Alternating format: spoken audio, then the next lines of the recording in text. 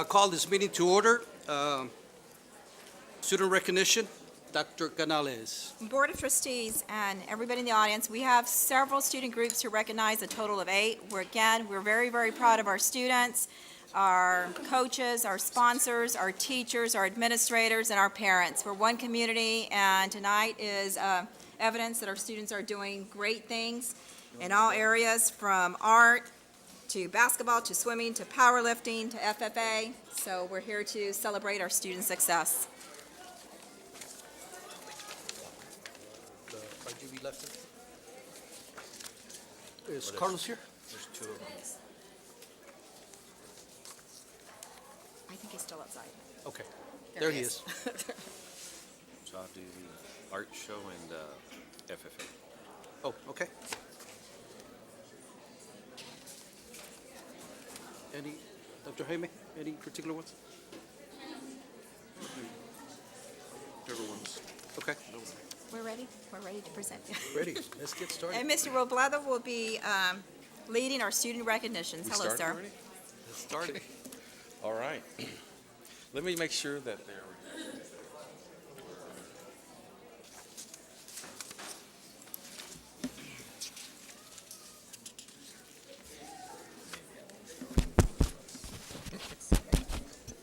Test.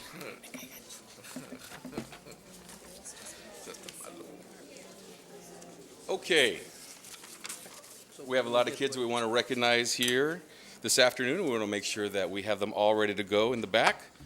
So we are going to start off by recognizing several of our young students who were awarded, who received awards during the Rio Grande Valley Livestock Show Art Contest. So how about a big hand for these elementary kids as they enter the room?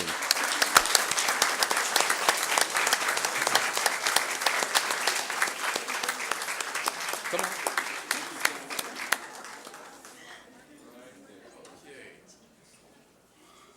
Okay, so what we have here, several students competed and placed in the 2019 Western Art Contest that recently took place during the Rio Grande Valley Livestock Show. These students competed against students from across the valley and placed in different categories and age divisions. Now, as I say your name, if you can please raise your hand so we can give you a round of applause, okay? We're going to start off with, from Sam Houston Elementary for kindergarten, Madeline Chuka.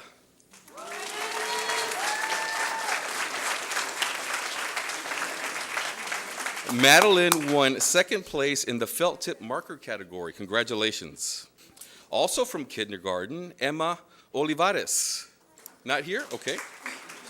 Congratulations, Emma. Second place in the pen and ink category. We have first grade, Leila Toscano. Not here? Okay. Third place in the pink and ink category. For third grade, we have Joshua Gutierrez. Joshua.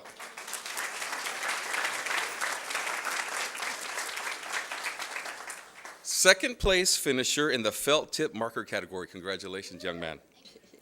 Fourth grade, Genevieve Juarez. She's not here. Won third place in the black and white photography contest. And fourth grade, Nicole Cardona.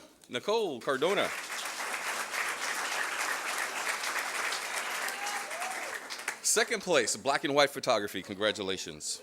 Fifth grade, Ashley Diaz. Ashley? Now, Ashley won sixth place in the juniors still photography. Congratulations. Also, fifth grade, Juan Jesus Tijerina.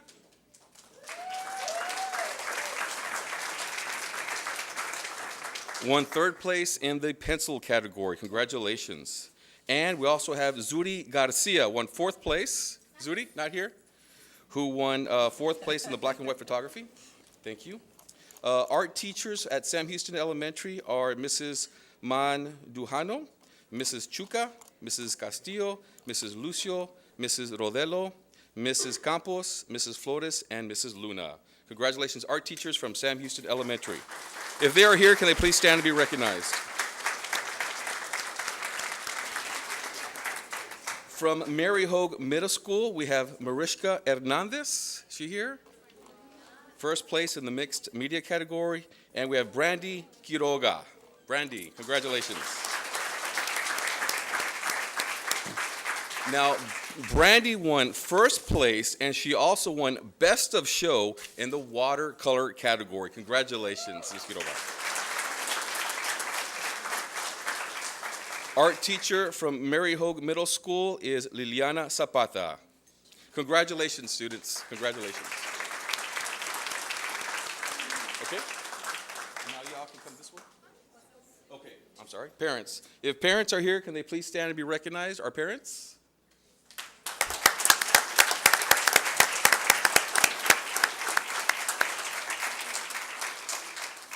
Thank you very much, students. Congratulations. Congratulations. Congratulations, boys and girls. Good job. Hey, good job. Okay, up next, we would like to recognize some more art students. We have some students who are here from Weslaco East High School. How about a big hand as they enter the room?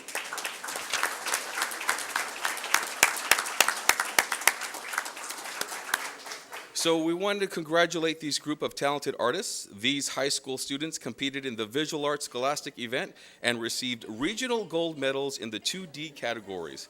As I say your name, if you could step forward so we could recognize you. We have Alexandria Dominguez.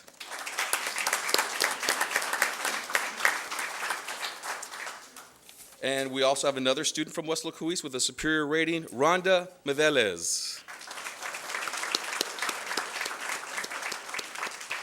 Congratulations to these students. If their parents are here, can they please stand and be recognized? Parents?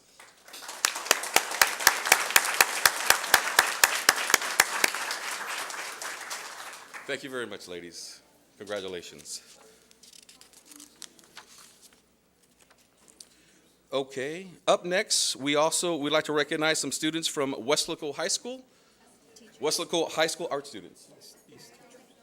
East teachers, okay. The teachers right there.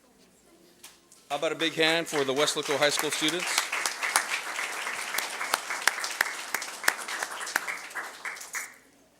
All right, before we move on to the Weslaco High School students, let me recognize the Weslaco East High School art students, James Miller, Maria Miller, and Horacio Ramirez. If they're here, can they please stand and be recognized? Teachers.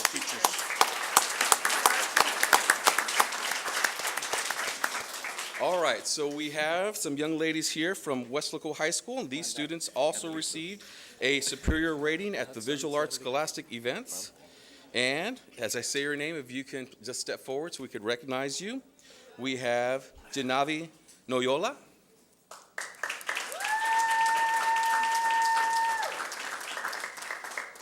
Galilea Cabrera.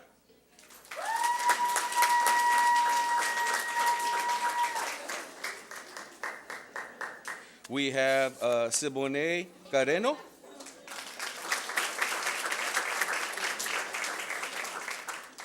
Harley Ortiz.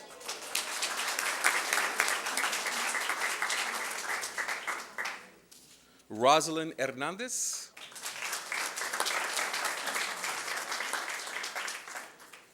Alexis Lopez.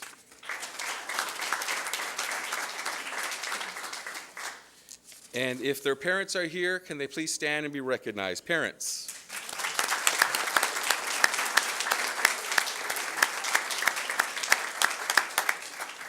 And we'd also like to recognize the art teachers who are Diana Juarez and Romeo Salinas. Congratulations, teachers.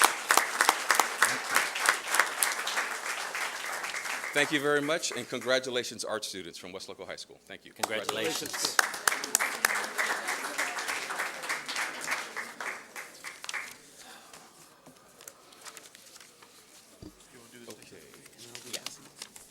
I'll do the other.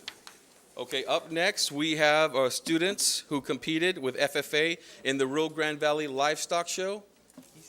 East? Or did we get any CTE students? Early college? Kids from Weslaco East High School. They can come in. How about a big hand as they enter the room?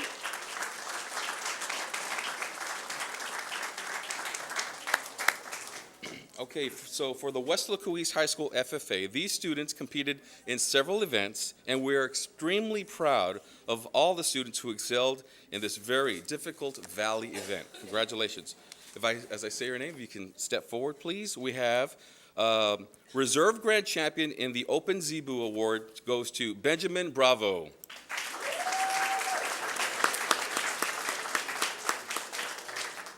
And Reserve Grand Champion in the Open Zebu, we have Jocelyn Rojas.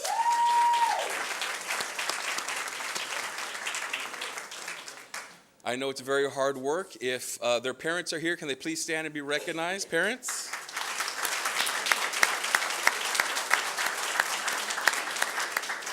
And the sponsor for Weslaco East High School FFA is Rolando Gonzalez. Mr. Gonzalez.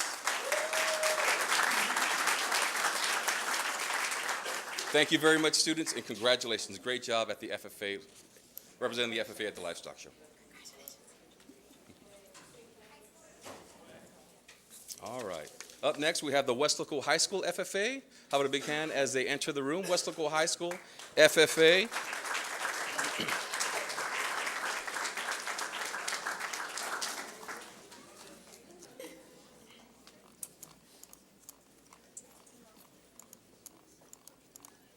So for Weslaco High School FFA, many of these students exhibited several animals and projects, and tonight we want to honor their top awards.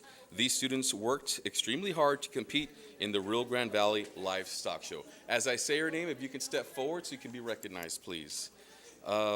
Is Casey Parker here? Casey Parker, breed champion. Casey is a breed champion in market rabbits. Okay, we also have a division champion in market goats, Joseph Liao.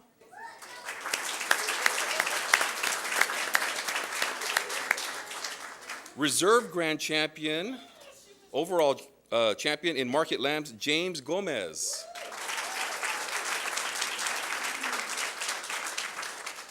We have reserve Dorper champion in market lambs, Cora Ford.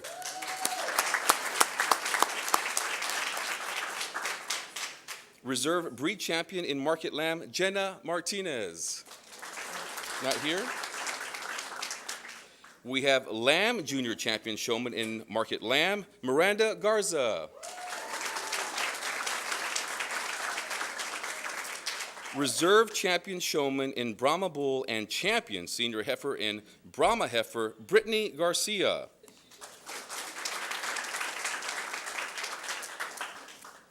Two more. Okay, we have here. Now, this person was reserve calf champion in red female, reserve calf champion in gray female, and senior champion in gray female, Kylie Selman.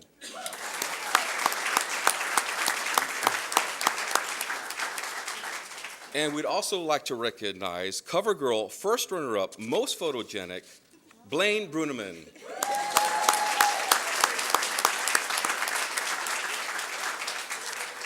Our sponsors for FFA are Juan Cadena and Alonso Garza.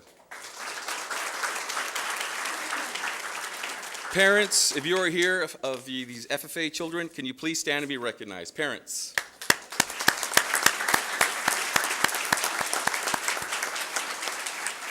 Congratulations, kids. Awesome job. Congratulations.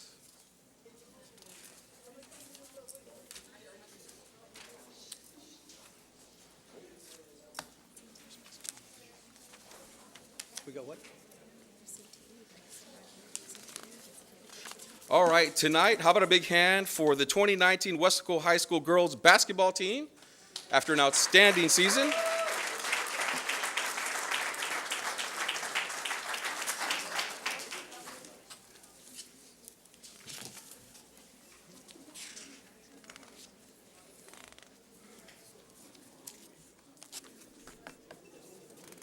Okay, so here tonight we want to congratulate the 2019 Weslaco High School girls basketball team for an outstanding season. Lady Panthers are a 7-time district champions and 8-time by-district champions for the 2018-2019 season. Congratulations. I would like to recognize you all individually as I say your name. If you could please step forward. Roberta Perez. Roberta, she here? No? Okay. Daniela Garza. Daniela.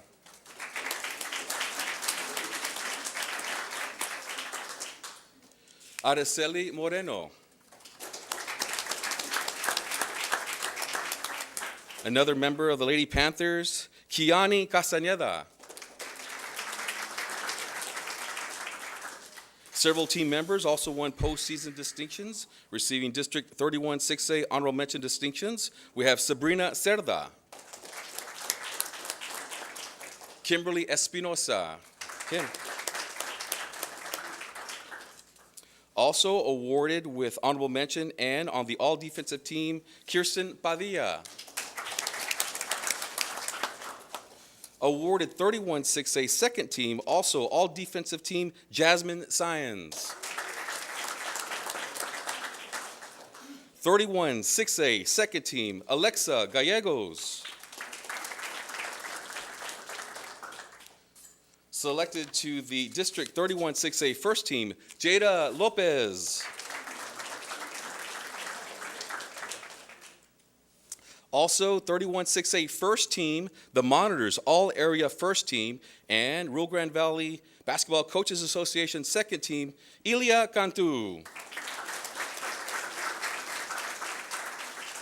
Also, we have 31 6A Offensive Player of the Year, Rio Grande Valley Basketball Coaches Association first team, Lakeisha Saldivar. And we have 3 seniors who were selected to the Vipers Showcase and the Rio Grande Valley Basketball Coaches Association All-Star Showcase, Lakeisha Saldivar, Jada Lopez, and Ilia Cantu. Congratulations. If their parents are here, can they please stand and be recognized? Parents.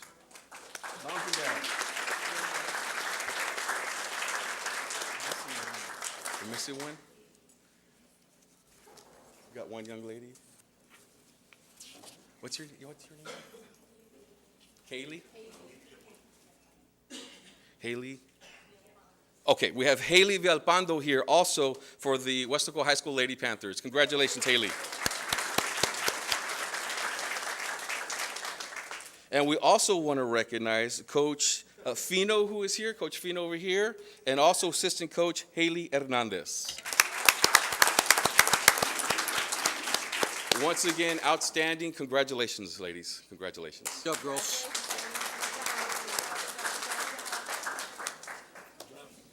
Good job, Haley.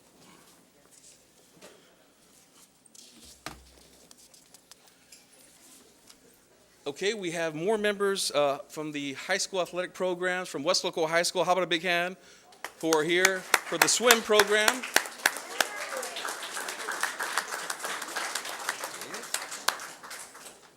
Our Weslaco High School swim program had a very successful season as well, with several swimmers competing at the regionals and state. The boys' 200-yard medley relay team brought home the District 32 6A championship title. Team members are Nathan Parker,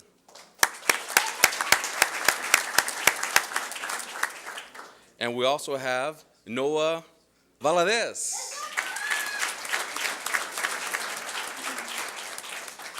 Another team member who helped to bring home the district championship title also brought home the district title in the 500-yard freestyle and qualified for state in this event. And that is also was named All-Region First Team and All-Region Second Team, Brock Bloomquist.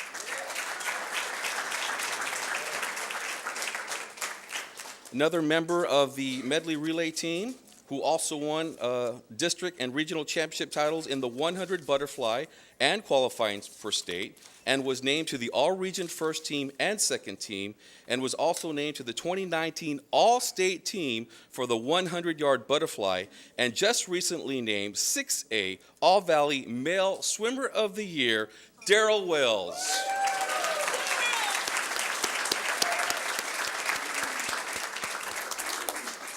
And the head coach of the boys swim team is Alexandra Trevino, Coach Trevino. Parents and grandparents, if you're here, can you please stand and be recognized?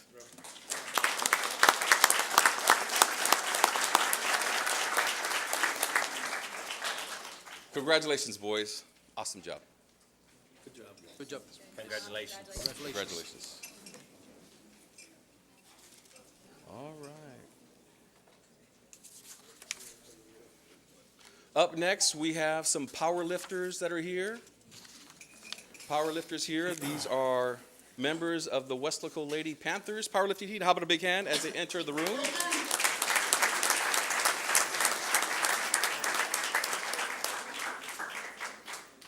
Okay, so the Weslaco High School girls powerlifting team had a great season of competition with several girls competing in the postseason.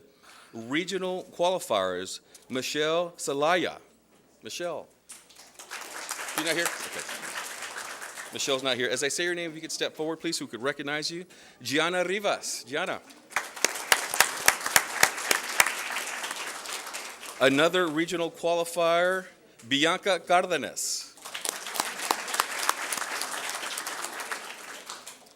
Also, Delilah Cordova.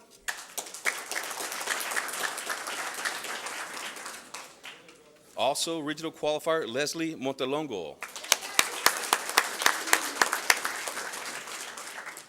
Now, we do have 4 young ladies who went on to compete at the state level, and they are Liliana Lara,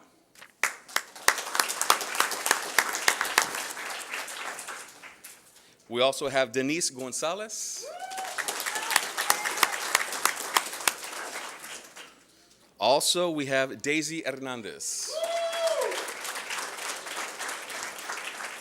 and we also have another individual here who is a state record in the bench press at 270 pounds, Natalie Monjaras.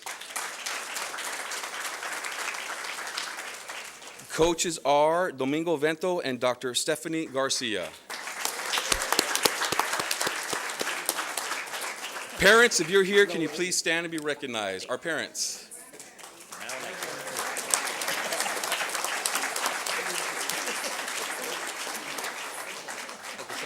Congratulations, ladies. Congratulations, Good job. girls. Congratulations. Good job, Good job. ladies.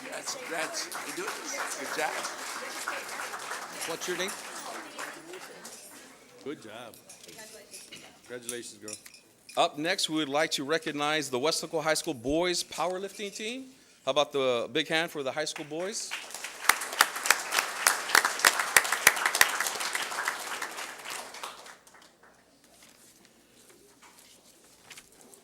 Weslaco High School boys had a tremendous season. We're going to start off recognizing first our regional qualifiers. And as I say your name, if you could please step forward so we could recognize you. Let's start off with Fernando Martinez. Fernando, congratulations. Also being recognized tonight as a regional qualifier, Mario Perez. Mario, not here. Regional qualifier, Larry Strickland. We also have some state qualifiers among the group. State qualifier, Adrian Fuentes, not here. David Lozano, also not here. Matt Alvarado.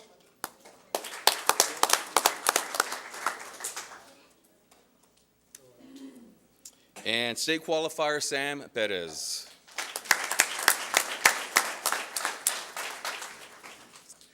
All right. Are we missing a few here? We also have 2 more here. Abraham Jacob Dena.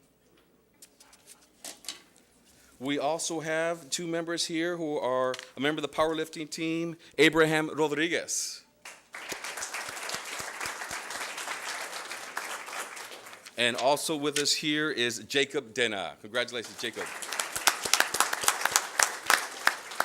Head coaches for the Weslaco powerlifting team, Weslaco High School powerlifting team, Eddie Ramirez and Joe Pena.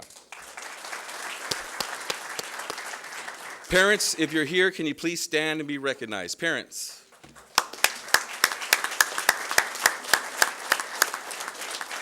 Thank you very much, powerlifting team. Congratulations. Good job. Good job. Congratulations. Congratulations. Good job.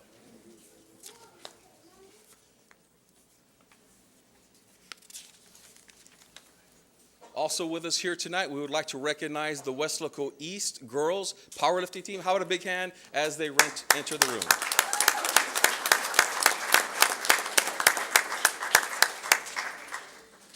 All right. right. The Weslaco East High School girls powerlifting team had a total of 5 girls qualify for state at the Texas High School Women's Powerlifting Association Regional Championship Meet. Regional and state qualifiers. As I say your name, if you could please stand, please step forward. Cyan Hernandez.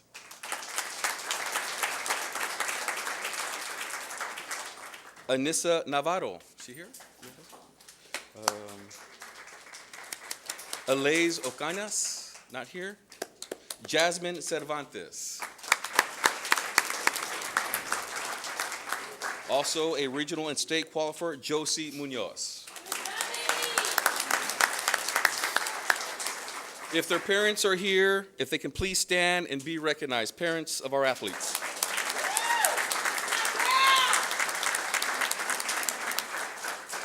We would also like to recognize their head coaches, Coach Rene Guzman and Michael Gonzalez.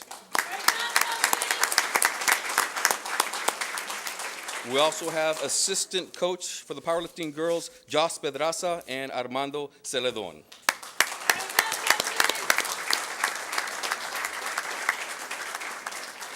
Thank you very much, ladies, and congratulations. Congratulations. girls. Good job, girls. Okay. Now we'd like to recognize the Weslaco East High School boys powerlifting team. How about a big hand as they enter the room for the boys powerlifting team?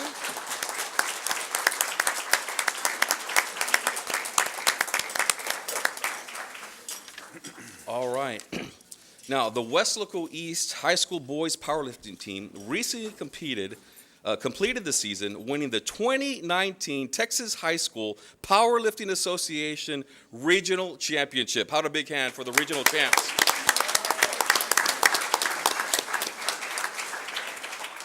Several regional champions went on to compete at the state meet held in Abilene, and the Weslaco East High School team, the Wildcats, placed 4th in the state of Texas. Congratulations. All right, let's start off recognizing the members of the regional championship team.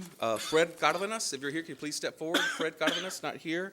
Matthew Vela, Matthew here. State qualifiers, Josh Gonzalez, not present. Jose Serna, Jose. Christian Avila. Also a member of the team, but not present here, Daniel Roque. Now, we have another member here who was a regional champion in his weight class, Isai Martinez. Not here. And then we also have another regional champion, and he also went on to place 2nd in the state of Texas to win a silver medal in the 242 weight class, and that is Jacob Banda.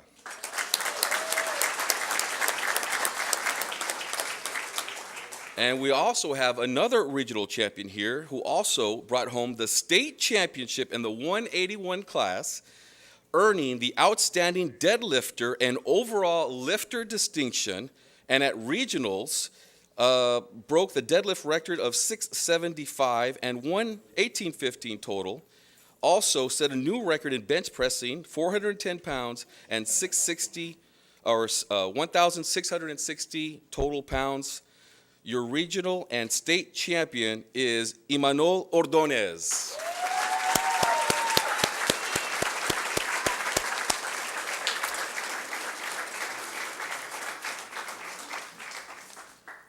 All right, and the head coach. Who are the head coach? We don't have the coaches out. Coach Guzman, Coach Gonzalez. Congratulations.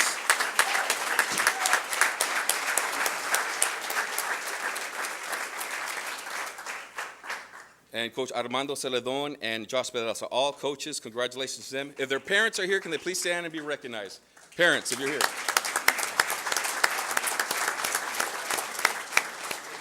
All right, congratulations. Congratulations. Good job. Good job. Awesome job, guys. We Congratulations. appreciate it. Good job, guys. And that concludes our Concludes? awards recognition. All right. Wow, you all timed it very well. Hey, we had to. Want to take a break, or are we going to continue? We're ready to start, or we could. Is anybody else coming? Patrick is running late. No. Yeah, I think we're good. We're gonna get him started? Might as well. I saw that, I heard that.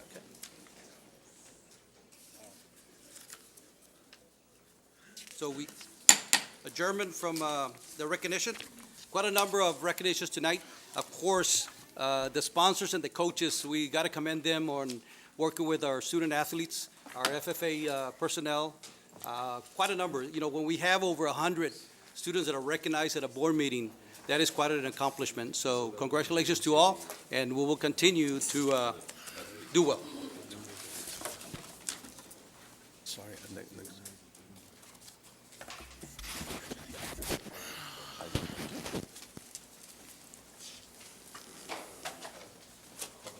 Oh, okay.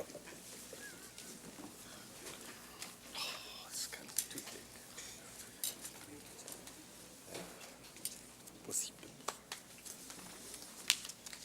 Hello, Mr. De La Russa.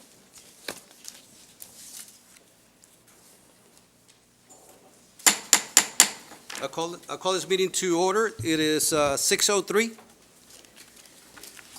Let the minutes reflect that our quorum of trustees are present, that this meeting has been duly called, and the notice of this meeting have been posted in accordance with the Texas Open Meetings Act.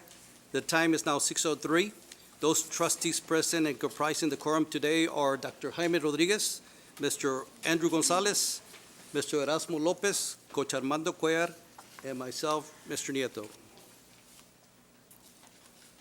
Opening prayer, Dr. Canales. Board of Trustees, the opening prayer, the invocation, will be delivered this evening by Mr. Jesus Chavez, a kindergarten teacher and the Teacher of the Year for Rodolfo Rudy Silva Junior Elementary. Welcome, sir. Thank you, ma'am. Let us bow our heads, please. Heavenly Father, we thank you today for all your blessings and for the successful outcomes of all school events. We ask for your guidance, wisdom, and favor as we begin this meeting. Help our board members and district leaders to engage in meaningful discussions. Fill them with your grace, Lord Jesus, as they make decisions that will affect students, staff, and our community as a whole. All glory to you, Father, now and always, through Jesus Christ. Amen. Amen. Thank you, Mr. Chavez. Pledge of Allegiance, Texas Pledge, Dr. Canales. We have two students here to lead us in the Pledge of Allegiance. Mr. Robledo will introduce our students. Yes. All right. With us here are two elementary students. We have Larissa Nicole Rodriguez, who is the daughter of Jennifer and Roberto Rodriguez. She is a fifth grader at Silva Elementary. Larissa is an active member of the Lighthouse team and competes in UIL Music Memory. Outside of school, Larissa is a member of the Valley All-Star Cheerleading Squad and has taken part in several pageants. Larissa also volunteers at several local animal shelters, the Rio Grande Valley Food Bank, and with Texas Adopt a Beach. She recently helped collect over 100 flip-flops for an orphanage in Puerto Rico. When she grows up, Larissa plans to attend Texas Women's University and Texas A&M for veterinarian school and become a veterinarian. How about a big hand for Larissa Rodriguez?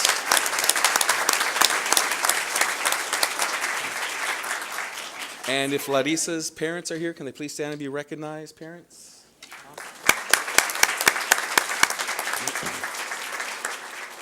Also with us here is Mario Vallejo, and he is the son of Leticia and Mario Vallejo. He is a fifth grader at Silva Elementary. Mario has had perfect attendance since pre-K, and he is a member of the Silva Mariachi and Silva Singers, where he does vocals and plays guitar and guitarron. Mario also competes in UIL oral reading. Outside of school, Mario has studied piano for 4 years and is a member of the Mid-Valley Youth Soccer League and Little League Baseball. He also attends CCE at St. Pius.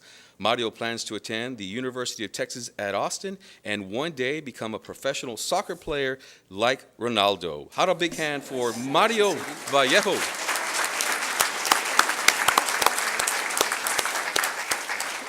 And parents, if you're here, can you please stand and be recognized?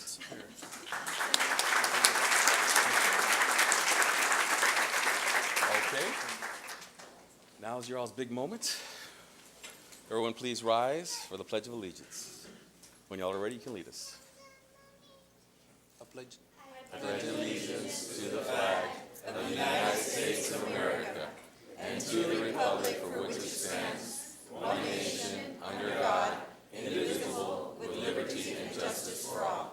Now the Texas Pledge. Honor the Texas flag. I pledge allegiance to thee, Texas, one state, under God, one and indivisible. Thank you very much.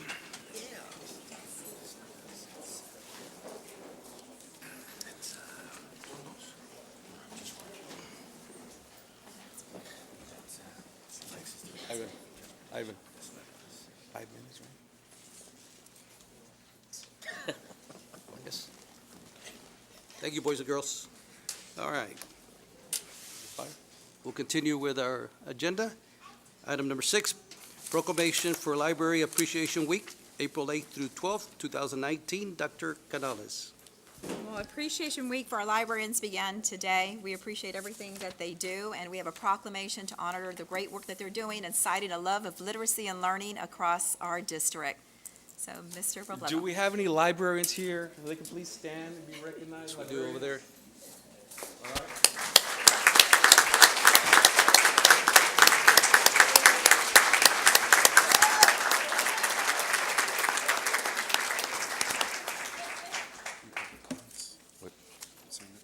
I already put it up there. Okay, so let me read this proclamation to our librarians.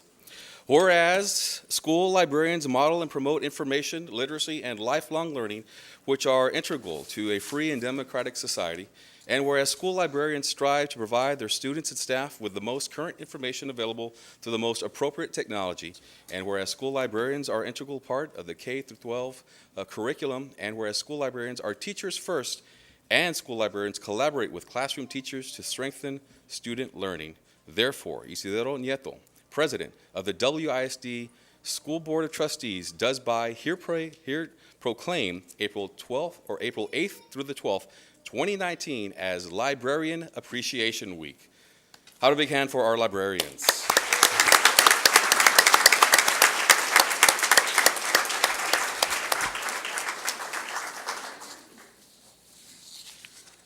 And I was fortunate to work with some of the librarians at different schools, and I know all of them do an outstanding job every single day. So congratulations again.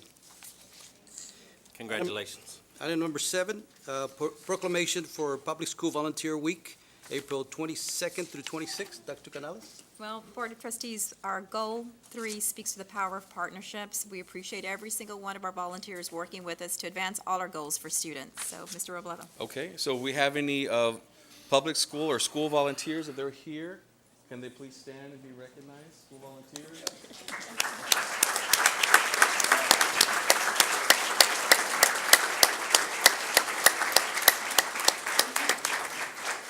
Members of the Parent Involvement Program.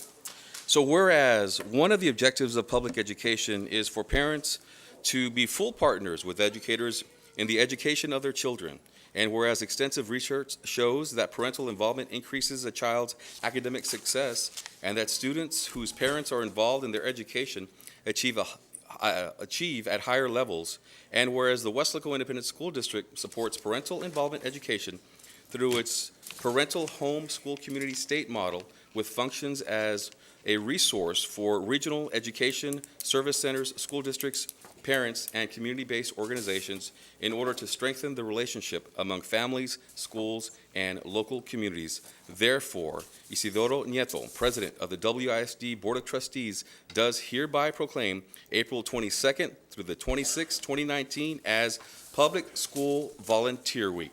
Congratulations.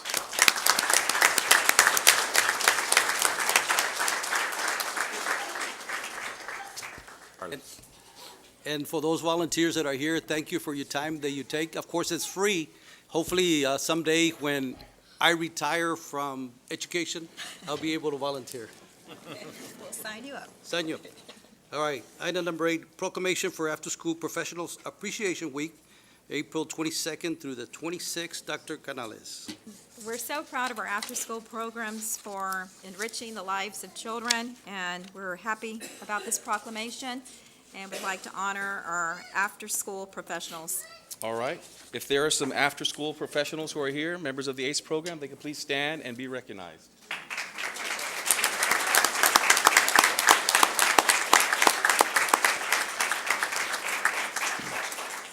Whereas the citizens of Weslaco firmly believe that after-school professionals, those who work with children and youth in a wide variety of programs, setting to provide extended learning opportunities during out-of-school hours, have a positive effect on our children's, families, communities, and businesses.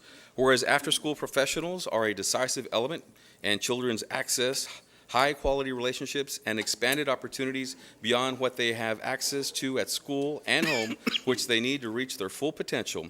Therefore, School Board President Isidoro Nieto does hereby proclaim April 22nd through the 26th, 2019, as After School Professionals Appreciation Weeks. Congratulations.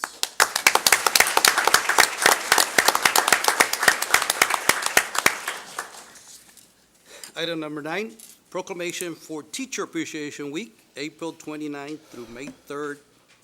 Dr. Canales. Okay, and the people behind the scenes advancing goal number 1, student success with a literacy focus, and all the others are our teachers. We do have appreciation weeks this year for our teachers and have a proclamation for today. Okay. So teachers, just about everybody in this room, either a teacher or at one time has been a teacher. So I'm going to read this proclamation for them. Whereas a strong, effective system of free public school education for all children and youth is essential to our democratic system of government, and whereas the United States has made considerable progress in the social, technological, and scientific fields due to our system of free and universal public education, and whereas much of the progress can be attributed to the qualified and dedicated teachers entrusted with the educational development of our children to their full potential, therefore Isidoro Nieto, President of the WISD Board of Trustees, does by here proclaim April 29 through May 3rd as Teacher Appreciation Week. Congratulations, teachers.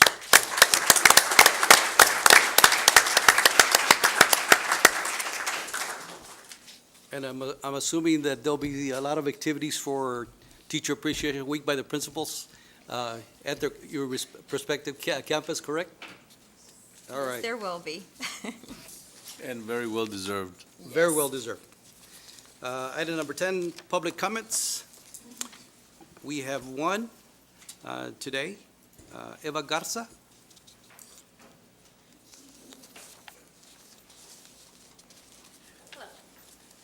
Hello, let me read this first, Mrs. Garza, and then I'll proceed. You are to address only matters that concern the school district. You are not to attack any district employee or board member.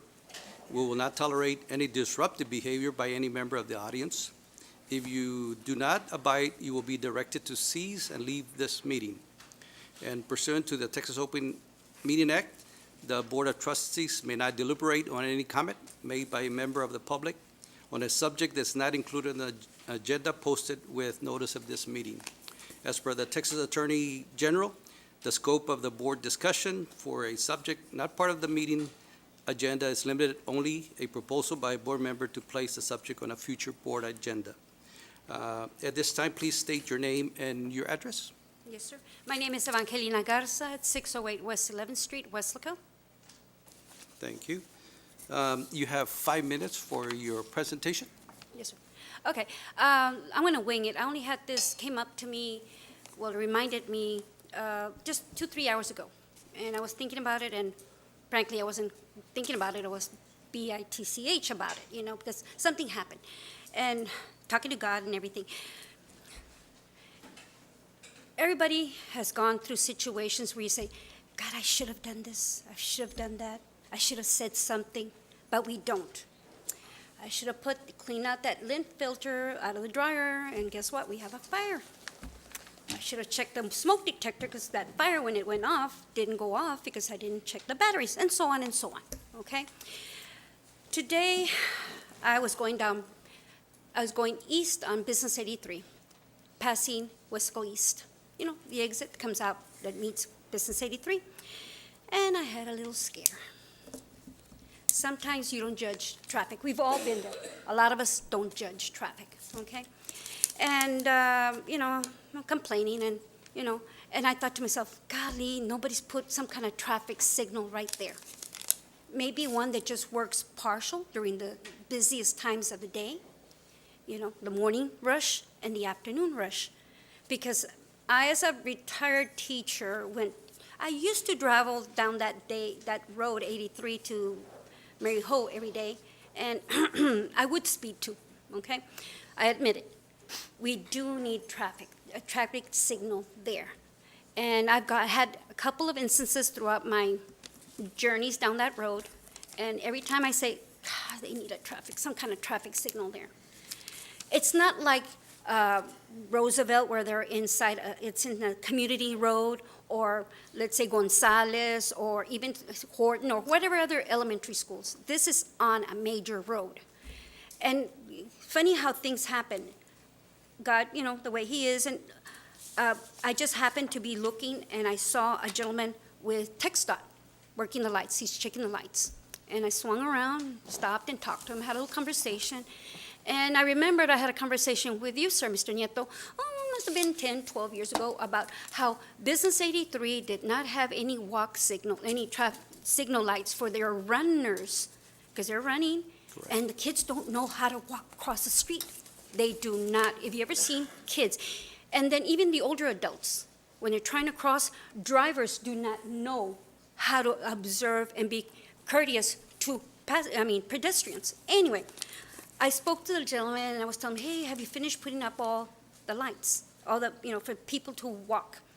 And I was talking to him about the situation in front of Weslaco East. And he was saying, well, as a matter of fact, like I said, how God is, Weslaco City just had some kind of traffic study done, okay? Now, I know how studies, how they work. They take a while and they take a lot of money.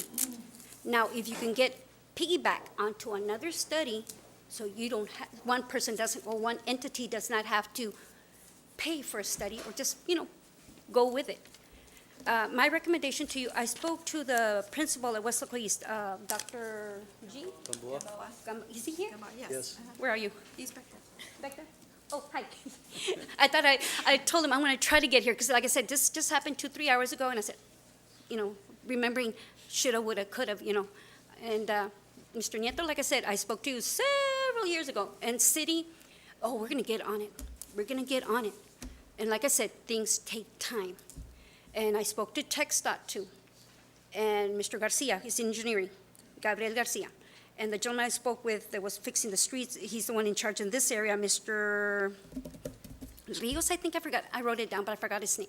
Anyway, he was very helpful, and says, TxDOT cannot work without the city cannot work without you guys, okay?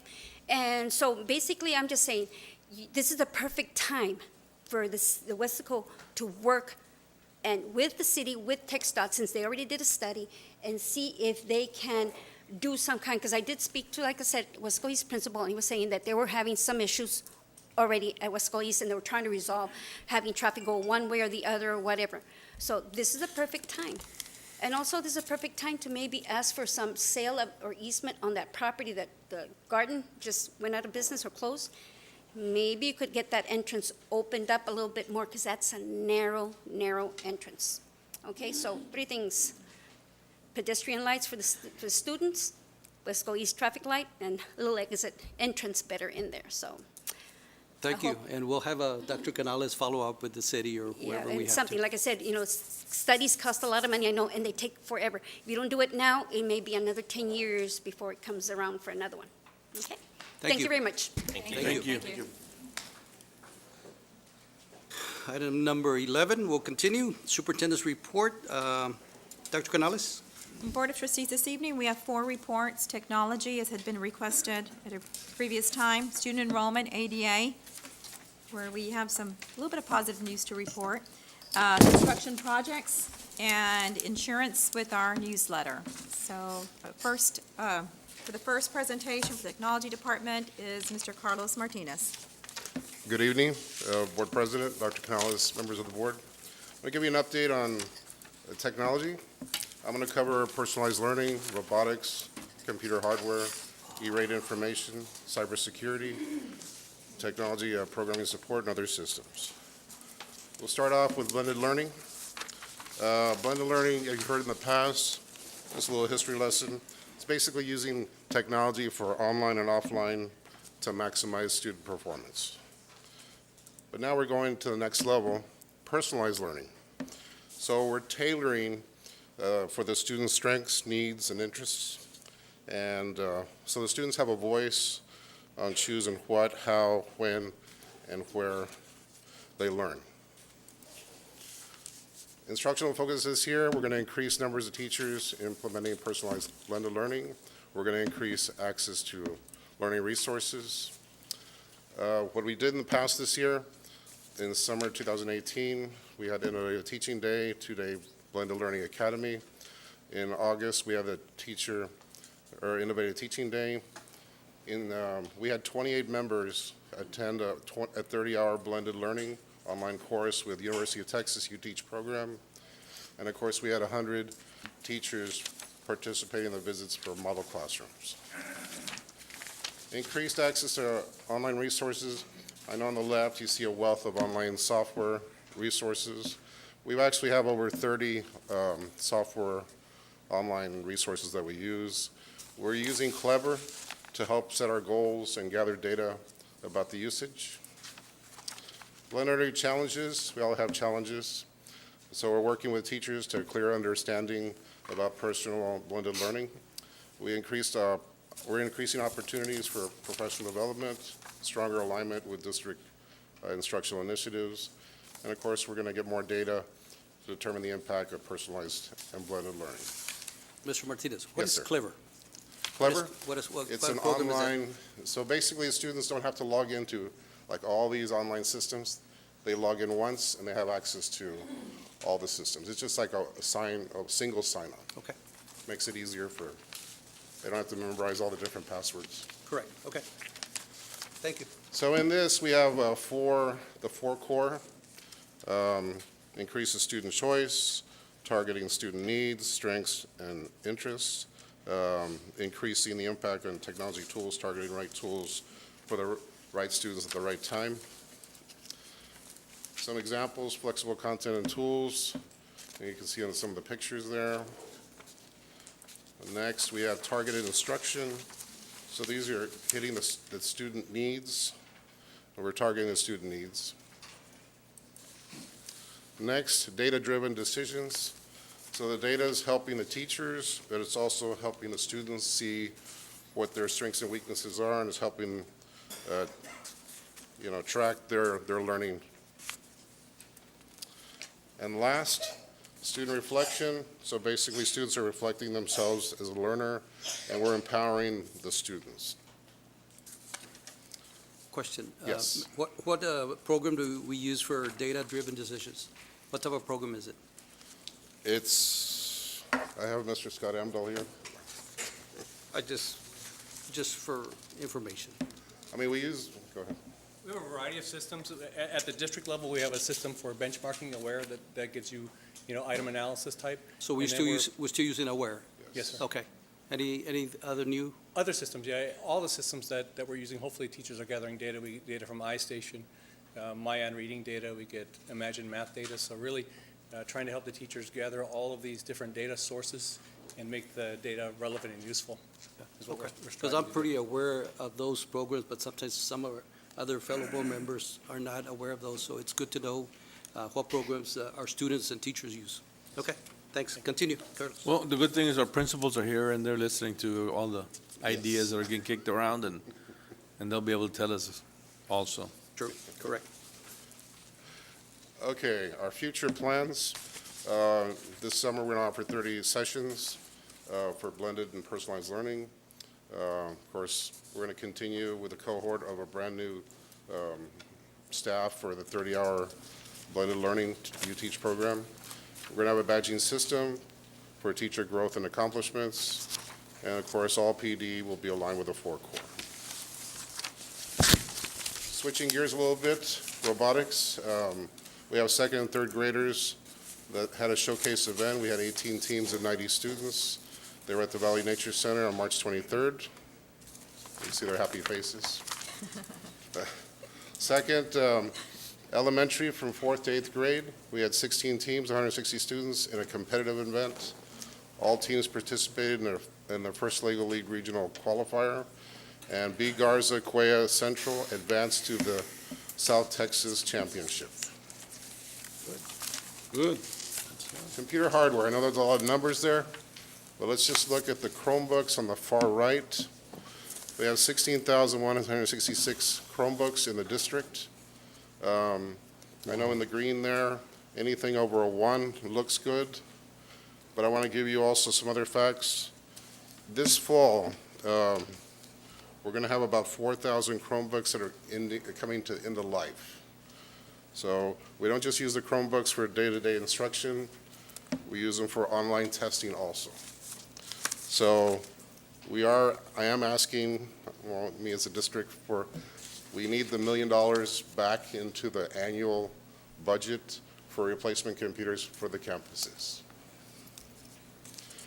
And we'll be in good shape after that. Second, E-rate information, just so you know, E-rate can't pay for computers, can't pay for Chromebooks, can't pay for any of that. It only pays for infrastructure. But just so you know how we use the money this last 2 years and the future, we replaced we added access points to every single classroom in 2017. This year, we're going to change out the district routers and campus routers and campus UPSs. And next year, we're going to do all the campus internal switches. And I'm going to replace all the fiber optic, go into all the closets in the entire district. That's, again, this is campuses, not departments. So if you can see on the far right, total cost. Again, we haven't been approved for the 2019-2020 yet. That was just submitted last month. But you can see $2,250,000. Our cost is only $319,000. Internet bandwidth on the bottom. We've had a 4 gig pipe of internet the last 2 years. We're jumping to a 10 gig pipe 2.5 times. And the cost, you might see $35,000 to $54,000. But look at the very bottom. The district cost from $3,594 to $5,400. So it's a very minimal cost. And we're getting 2.5 times the bandwidth. And again, you got to think, why do you need so much bandwidth?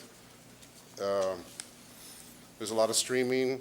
It's not just 4K. Now they're experimenting with 8K.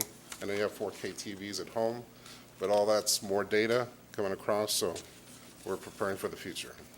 Then you have 16,000 devices also. 16,000 Chromebooks. Actually, we have, with BYLT and everything, we're close to 28,000 devices we Kind of manage. slowed down some systems. Yes. Cybersecurity. I'm sure you heard the news. You know, Equifax, your credit checks, Marriott, Target, Chase Bank, Citibank, Facebook. They've all been hit with cyber attacks. So now you're starting to hear school districts getting hit. So I just want to kind of give you what we do. We're a Google shop. Don't go Google too far into that, okay? Excuse me? Don't give it all away. No. We're, just to explain a little bit, we're a Google shop, Google Classroom, we have Gmail, we have Google Drive, and all the Google Suite. So they have their own protection. So we also have our own enterprise internet firewall to protect for everything else. Inside there, we have a content filter. Content filter, everybody thought, well, that's a filter for more of the students, for inappropriate information. But it's also protecting the staff because the staff might click a bad click to a bad website and then get compromised. So the new content filter has a lot more security built in. We're also planning this summer to add additional security to all our servers in the server farm this summer. And of course, I upgraded our backup system from a 10 terabyte to a 24 terabyte box. So we back up all the servers every night. Next, just information, basic programming support. Of course, we do PEAMS, student information, financial management, district reporting, all the information portals, student, parent, teacher, employee. We have 30-plus custom programs we take care of and multiple custom reports.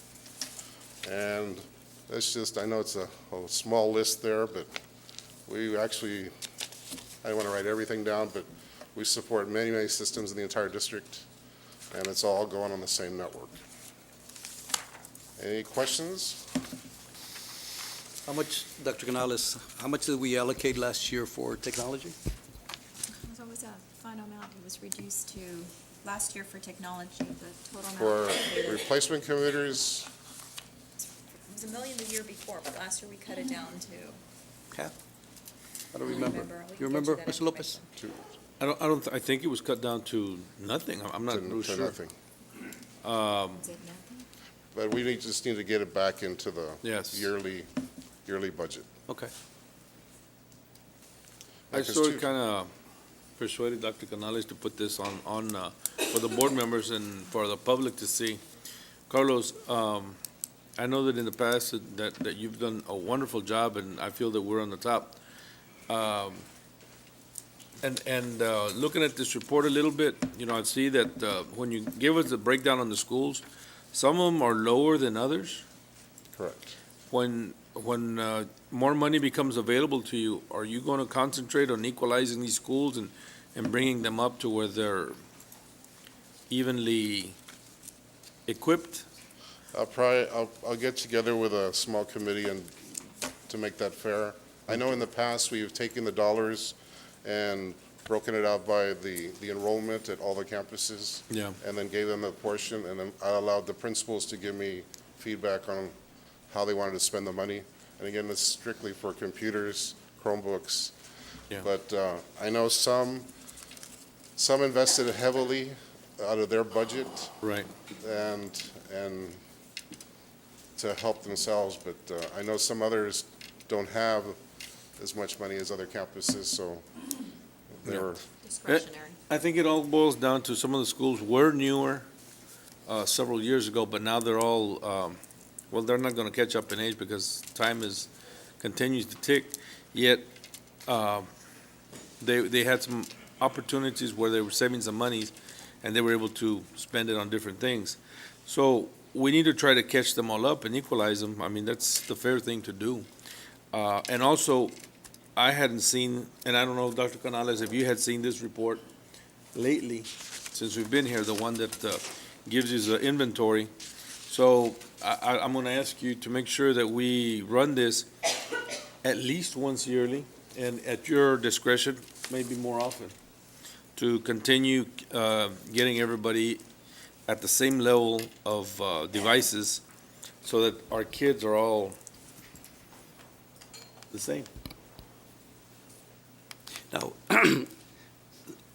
principals also have, they decide where their budget's going to be, so sometimes some principals allocate a little bit more in technology. I know that the bulk comes from the technology department, but each school also can designate certain budget to go into technology. It's up to the principal there too.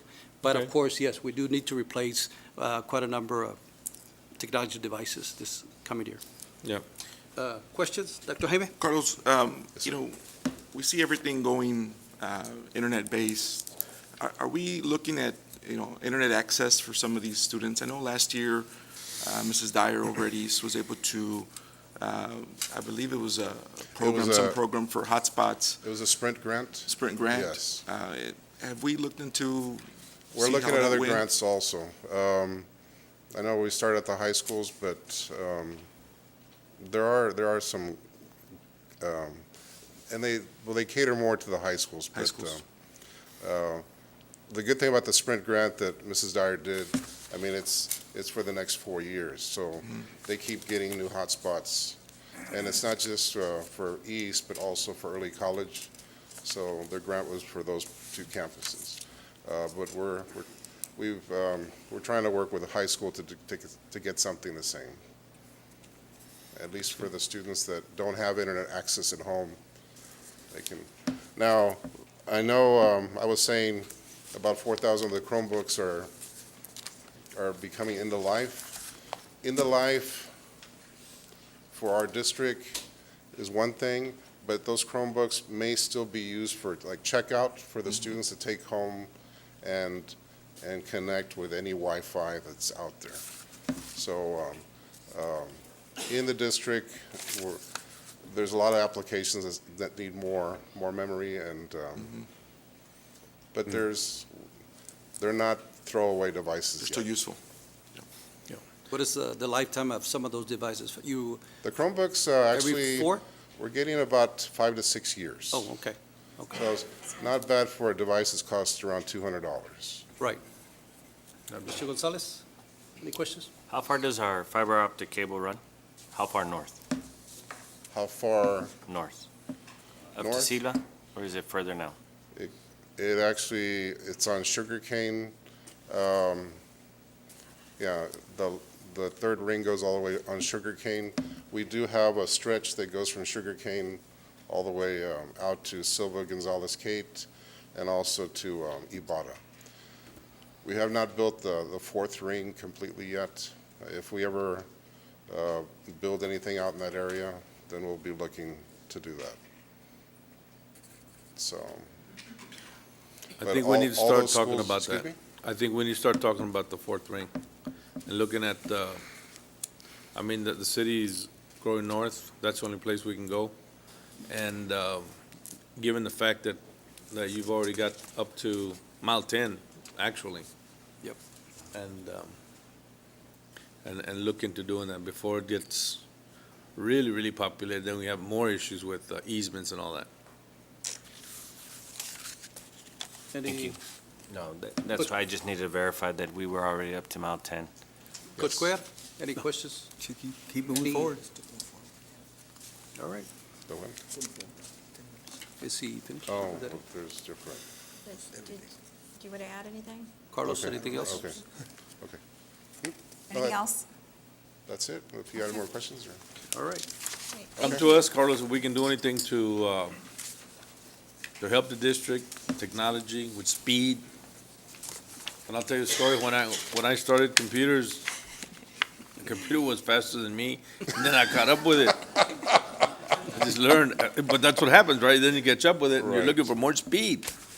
You know, so I want to make sure that our kids, and especially our teachers and everybody that is here involved with teaching our children has what they need when it comes to technology. And like you said on that E-rate, upgraded their access points. I know it's at elementary, but before that, I did all the middle schools and high schools. We're upgrading, like I said, all the infrastructure, every switch, every router. So, and then I'm even changing out the fiber because we're going at higher speed fiber now that the old fiber can't handle. Great. So, Yeah. And just in addition, if House Bill 3 passes and it gets approved, there is some money for blended learning grants that we could Good. apply for as well. We don't have hot spots on transportation, right, on buses? no, not yet. Some districts do, Some districts do. correct. Because Dr. Hyman was asking how other students could have access. A lot of times, when they ride home on the transportation, the bus, they have access to internet. And I think basically that's where my question is going to. How far north are we, just so we can provide our students with maybe some hotspots area, whether it's outside the I don't know. Just thinking forward, we just need something out there. That's where we have to provide the additional money. Okay, Is that it, That's Mr. it. Martinez? thank you. Thank you for the information. Thank you, Carlos. Student enrollment, ADA, Dr. Canales. Board of Trustees, for district enrollment and membership, enrollment, we're down 73 from the same time last year, and down 191 from membership. And you can see the breakdown by campuses. The membership difference at elementary schools, I'm going to focus on membership. That's what generates the funds that we use to support our fine educational programs. Down 153 at elementaries. We're up 22 at middle schools. Down 75 at high schools, 11 alternative, up 27 at the ELF, for a grand total of 191. Now, one of the things that I want to point out about attendance, if we went ahead and added an extra column to this report for the 28th week, we did a comparison, 2018 ADA to 2019 ADA. Our campuses, even though membership's down, when it comes to attendance, it has improved from last year. Last year at this time, it was 96.07. This year it's up to 96.91%. So that's a good positive difference. I know our principals and our teams we're all working hard on stressing the importance of school, being at school every single day. This does include, if you'll recall, you approved the flex attendance. We call it the SASE, the Student Attendance Success Initiative, a couple of months ago. It does include data from there. And so that brings us to our ADA comparison. Mr. Sanchez, I may ask your help for this. So this is comparison by 6 weeks from 2017-2018 school year to 2018-2019 school year. And if you'll see, right now, for 2018-2019, we're at 15,905. Okay? 15,820. Oh, 15,820. We were budgeted on 15,905. The last time we had this report, we were sharing that we were down about a little bit over $1 million in ADA. Right now, it's looking better. We're down about $638,000. Yes, sir. So that is, it's a good, better. We're doing better than we were last time we reported. And just a reminder, we did budget on 15,905, and if we hit an ADA, and this is for staff to earn the stipends that were approved as part of the budget, we need to hit 16,050. 16,050. Anything else that I missed on, Mr. Sanchez? Any questions? Yeah, I want to take the time to commend the principals because from 18 to 2019 ADA, I believe every single school went up even a few percentage points. So principals and, of course, your staff doing a good job in our ADA. It's the campuses and working with the departments. Good job, team, working together. All right, thank you. Okay, for our next report, we have some construction projects to report on. Mr. Medical Guards, are you going to introduce, the projects, cover the projects? And we do have the architects here and the contractors if you have any questions. Yes, good evening, Dr. Canales, Mr. Nieto, members of the board. Tonight we have two presentations of construction for you. Mr. Humberto Rodriguez with Wright Ogden Figueroa Alex Architects will be presenting on the advanced manufacturing technology, welding and woodworking, and the chemical storage project. And Mr. Eli Alvarado with Alvarado Architects is presenting on the pavilions at Cuellar and Mary Hogue and the restrooms and canopy for Central Middle School. And we'll be starting with Mr. Humberto Rodriguez.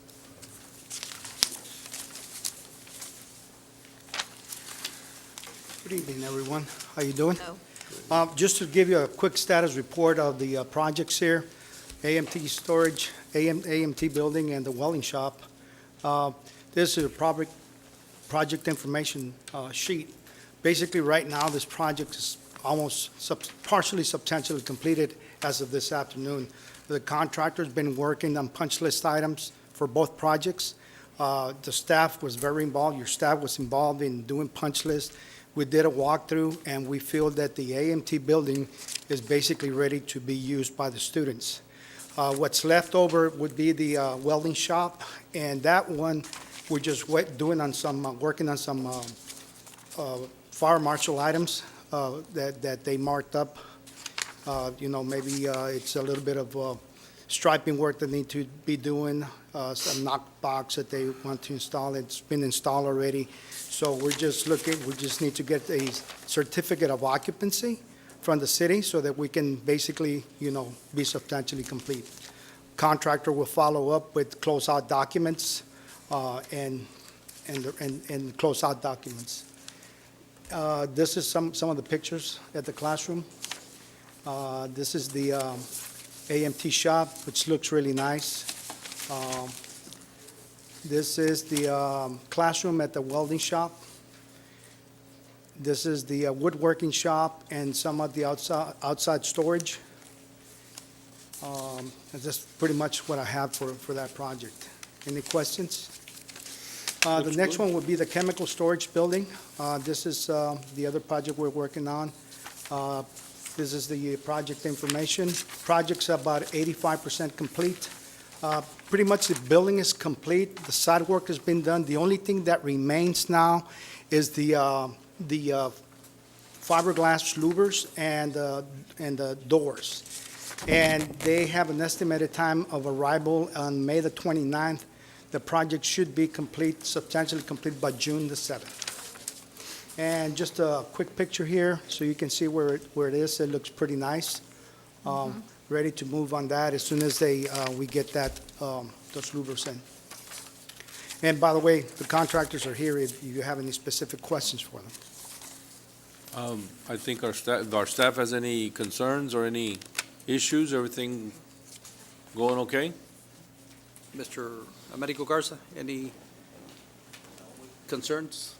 We don't have any problems. We're, like Mr. Rodriguez said, we're working on closing out the project. As a matter of fact, today I talked to Ms. Avila about the advanced manufacturing shop, and I gave her the green light to go ahead and start using that. It looks good in the pictures. Yes. Americo, over at the ag farm, no more pigeons? That gap that was left, was that fixed? We're monitoring that, Mr. Gonzalez. And part of the problem is that as they were working in that area, they left the gates open. Okay. And so we saw a lot of birds coming in through that area. So I did advise the contractor, make sure you close it until you get it all cleaned up, and then also talk to the Kate staff and advise them that if they could just use those gates for bringing in heavy equipment and so forth, rather than just the day-to-day traffic of people. Using the coming in doors. there. Right. And so they have the classroom and the woodworking shop area Okay. to come in. All right. Thank you. Thank you. And next is Mr. Eli Alvarado.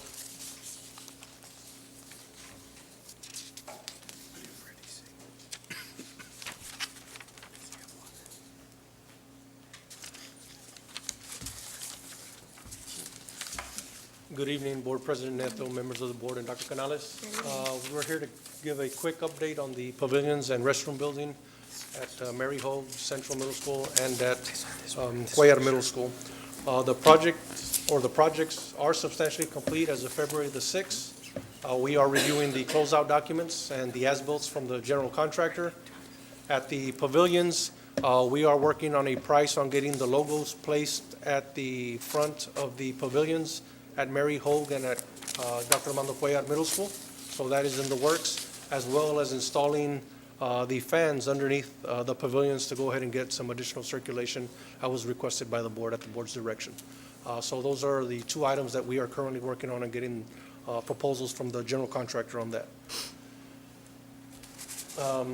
Central Middle School? Did we ever figure out the pooling at those pavilions? Right, the fans are going to provide that to go ahead and supply air downward and to relieve some of that. Okay. Should we get any hot air? Oh, the ponding? They are working, they provided us a remedy for it. We are reviewing that, as well as we asked for additional information to make sure how it's being applied, how it's being placed on the concrete. And so we can feather that out and put that on there to get out of it. So it is being taken care of, yes, sir. Okay. Sorry about that. Any other questions? We do have a couple of items that we're going to be discussing later on for discussion and approval on some of the change proposal requests and the dates for the contractor. But again, we are closing out the project, so we're just getting to the end of the paperwork. And so we'll bring that later on this evening for your approval. Thank you. Thank you. Thank you, Eli. Thank you, Eli. And for the last report is our health insurance program. And you do have a copy of the April Fool's newsletter.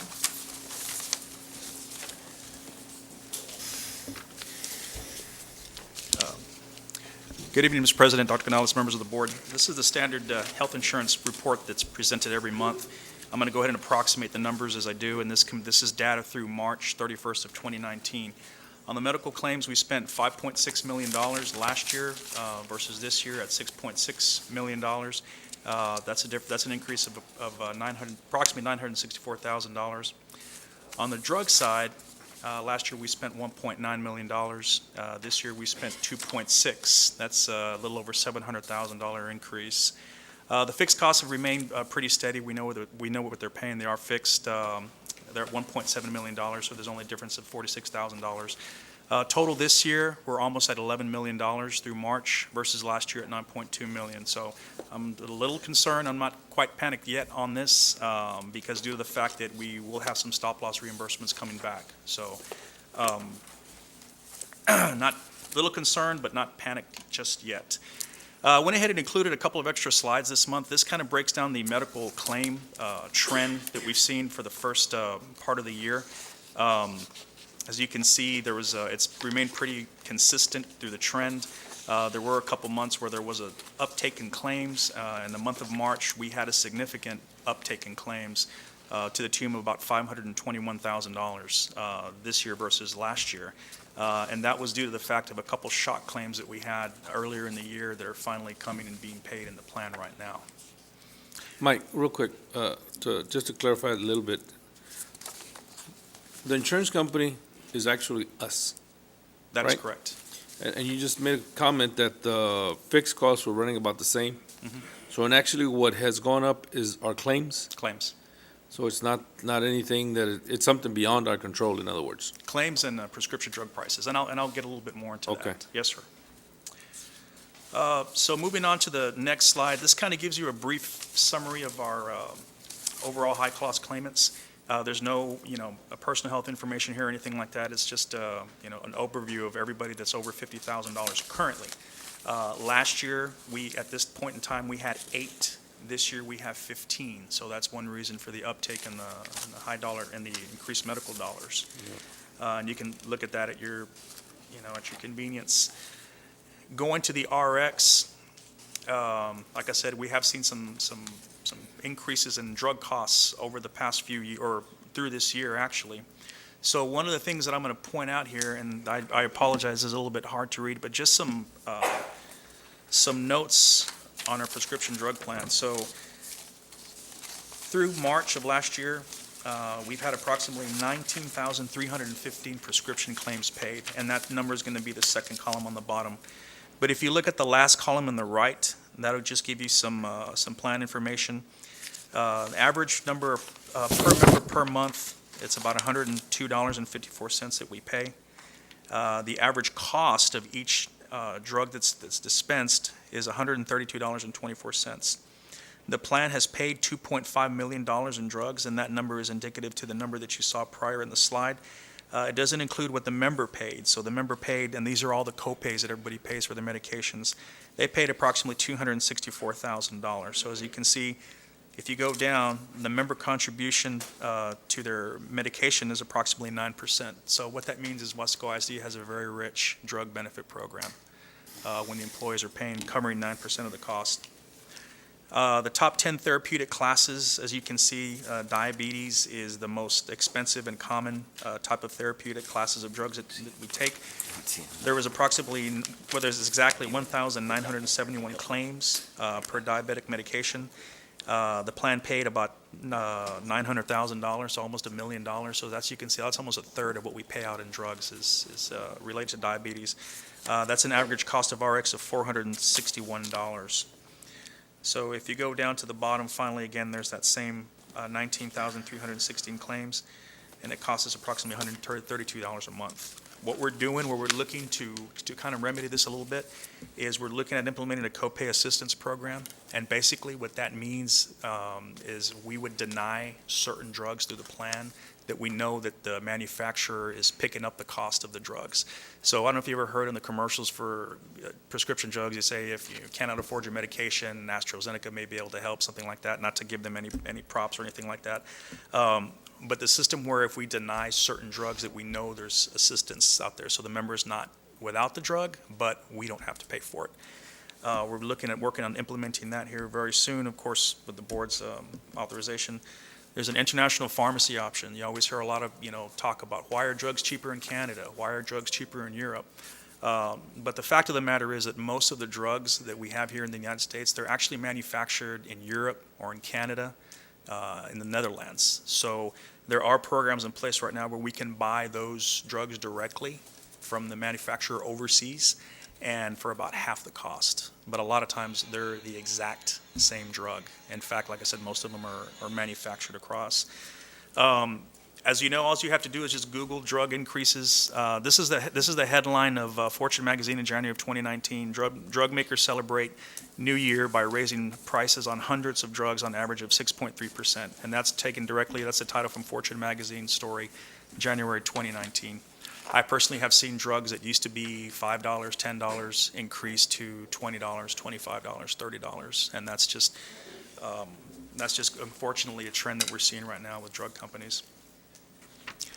Of course, these are the admin fees, and this is what we pay Blue Cross Blue Shield to administer our plan. This is what we pay our stop-loss premiums on the individual stop-loss premium and the aggregate stop-loss premium. So we pay $110 per employee per month in fixed costs for the medical program.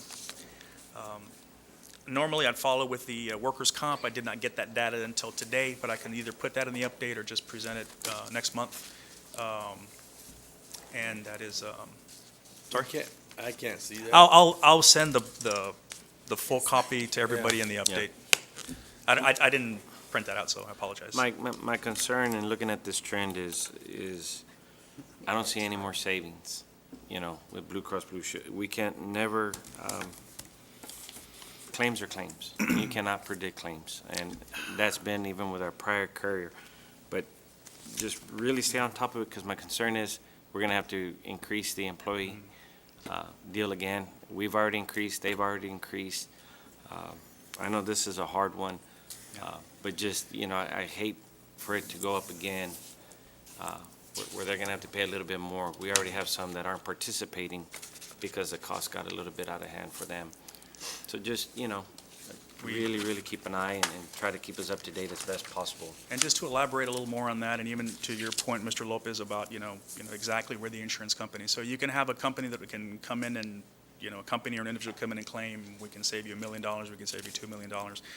The fact of the matter is that until somebody finds a cure for diabetes, somebody finds a cure for cancer, we are on the hook for these things, so. No, I understand. And again, you can't predict claims. Let's just try to be ahead of it, as we move forward. Thank you. Any other Thank you, questions? Mike. Any other Good job. questions? Okay, thank you. Thank I you, like Mike. your newsletter. That concludes it's there, it's attached, yes. That Like- concludes the superintendent's report. All right. Let's move on to item number 12, consent agenda. Any items that need to be pulled? Dr. Rodriguez? I have none. Mr. Gonzalez? I have none. Mr. Lopez? I have nothing. And Coach Cuellar? I have none. All right. I need a motion to approve the consent agenda. So moved. Second? I have a motion by Mr. Andrew Gonzalez and a second by Dr. Jaime Rodriguez. Any other discussion? All right, all those in favor, please say aye. Aye. All those against? Consent agenda, motion carries. Item number 13, discussion items. Item A, first reading of revision to policy FDA local admissions, inter-district transfers. Dr. Canales? Board of Trustees, we want to pull this one. We need to work on this one and the next one a little bit more before we bring it as a first reading. Okay. So we're going to pull item A and item B. Yes, sir. Item B is the first reading of revision to policy FDB local admissions, intra-district transfers, and classroom assignments. So we'll pull those. Item C, interim financial report for the 7 months ended March 31st, 2019. Dr. Canales? Board of Trustees, this board is submitted to you to inform you of our district's financial status. There is no action required. Mr. Sanchez will take us through this item.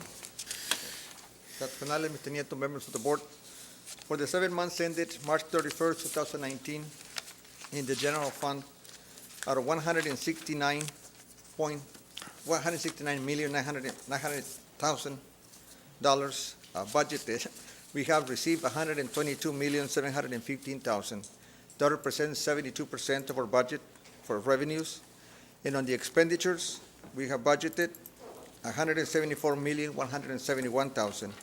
We have expended or encumbered $96,197,000. That represents 55% of our budget in the general fund. What percent of the budget? 55 55, okay. on the expenditures. No action item, correct? No action. Right. Any questions? No? All right. Thank you. Thank you. Item number D, acknowledgement of Hidalgo County Tax Office Collection Report for February 2019, current taxes and delinquent taxes. Dr. Canales. Board of Trustees, this is also no action item. Mr. Sanchez will highlight the taxes. Yes. On the tax collections for February 2019, our current taxes, we have collected $22,918,000, which represents 87.12%. The prior year, we collected 87.15%, which is slightly lower than last year. And on the delinquent taxes, which is the prior year levies, we have collected $529,046, and that represents 13.43% of the delinquent levies. Last year, we had collected 15.63. That is 2.2% lower in collections than the prior year.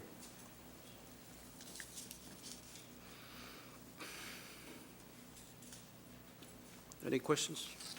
It's a no action item, so. All right. Item E, discussion of a by-board proposal for a district-wide LED lighting project with E3 Integral Solutions, a partner of TASB. Dr. Canales. Board of Trustees, this item was requested by trustees. We do have Mr. Savarino here to provide a presentation on LED lighting. Mr. President, members of the board, and Dr. Canales, thank you all again for giving me the opportunity. And if I can figure out how to get back to the main screen. We can help you. Here.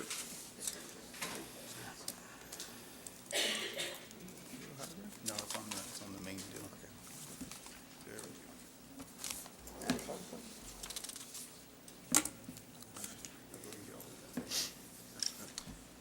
There we go.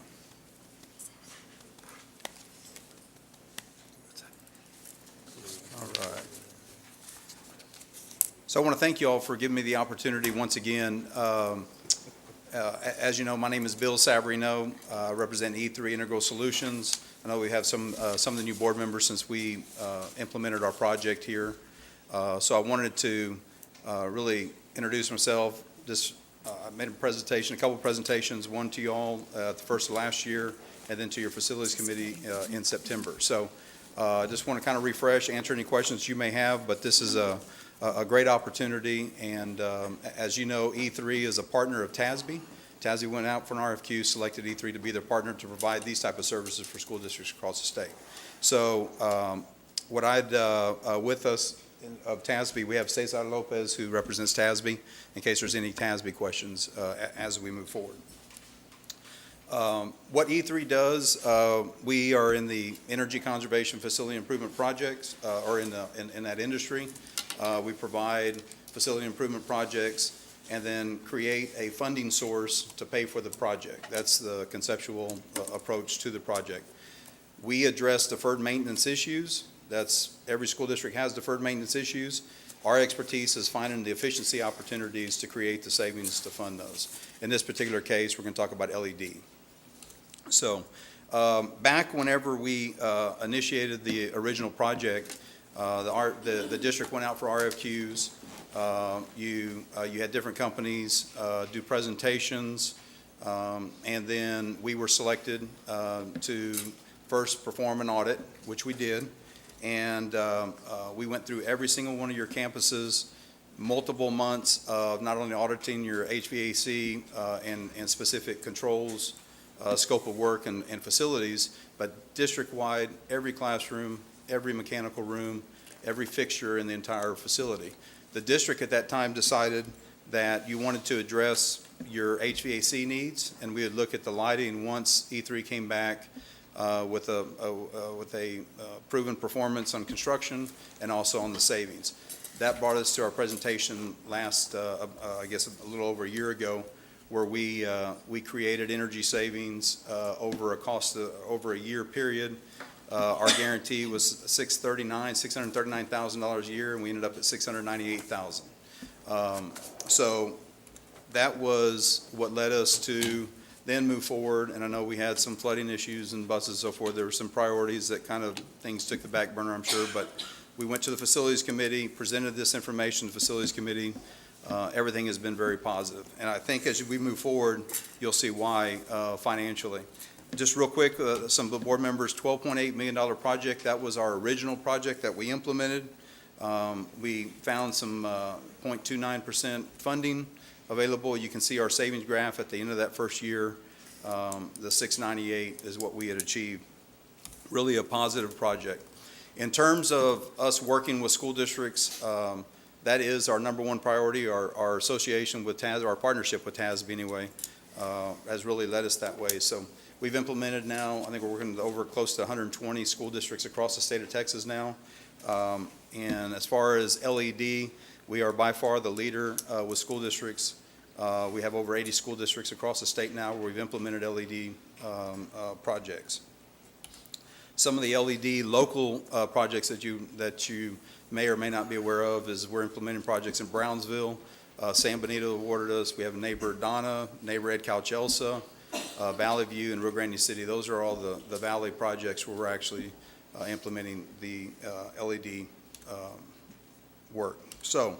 Another question. Yes, sir. Out of the first four, those are completed? Yes, sir. Totally Those complete? first four are complete. And Brownsville, actually, we just finished that one right now. Actually, when I put this in, I wasn't for sure, but Brownsville has been completed as well. Okay. And that was a multiple phase project, and the LED were 6 facilities in one phase. Okay. That wasn't district-wide yet. The plan is to move that way, but we're not there yet. Thank you. Yes, sir. San Benito is going to be district-wide. Rio Grande City district-wide. Valley View was district-wide. Donna was district-wide, and Ed Cachosa was also district-wide. Okay. So this is where this is really exciting. I've been doing this 23 and a half years now, and all from the Valley. Been doing these type of projects in the Valley, and I can't. I guess I've sold 2 projects now to Weslaco ISD in my professional career. I have never had and come across a positive cash flow project like this one. I know I mentioned it in the Facilities Committee and last year, but pretty adamant about this project. It is fantastic, especially when school districts are looking for creative financial solutions to pay for not only this project, but for other things. This comes into play there. So we're talking about a 20-year net benefit of up to $5.8 million that not only pays for the project, but over a 20-year term banks $5.8 million, over $5.8 million. And the reason that we can sit there and use that 20-year net benefit is we are providing on our 4-foot fixtures, which is about our 4-foot lamps, which is about 90 to 92% of the project, comes with a 20-year warranty on that lamp.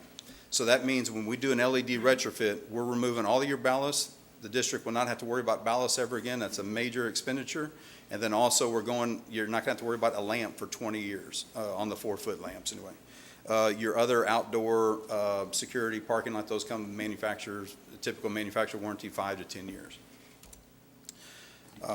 So we're talking about no new expenditures, using dollars you're currently spending today to fund the project.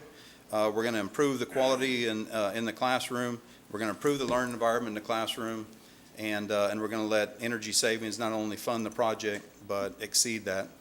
Your maintenance department will love the project. It's going to free up their time where they normally have to go mess with ballasts and lamps. They're no longer going to have to do that. They can address other issues.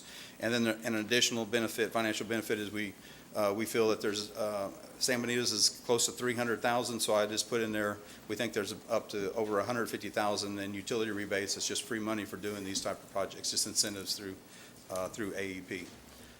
Some pictures before and after, just going from your metal halide to LED. Your gyms, everybody loves them. The community will love them. Coaches can turn them on and off and not have to wait 15 minutes for them to cool down before they come back on. So you have a lot of savings there. But you can see security. This is one from the other, just as a project that was halfway done. We want to show you old versus new. And in the classroom, it's just a much better quality of light, a light. So when we talk about the project, and this is where it gets really exciting, The cost of the project, 2.8 million, 2.873757.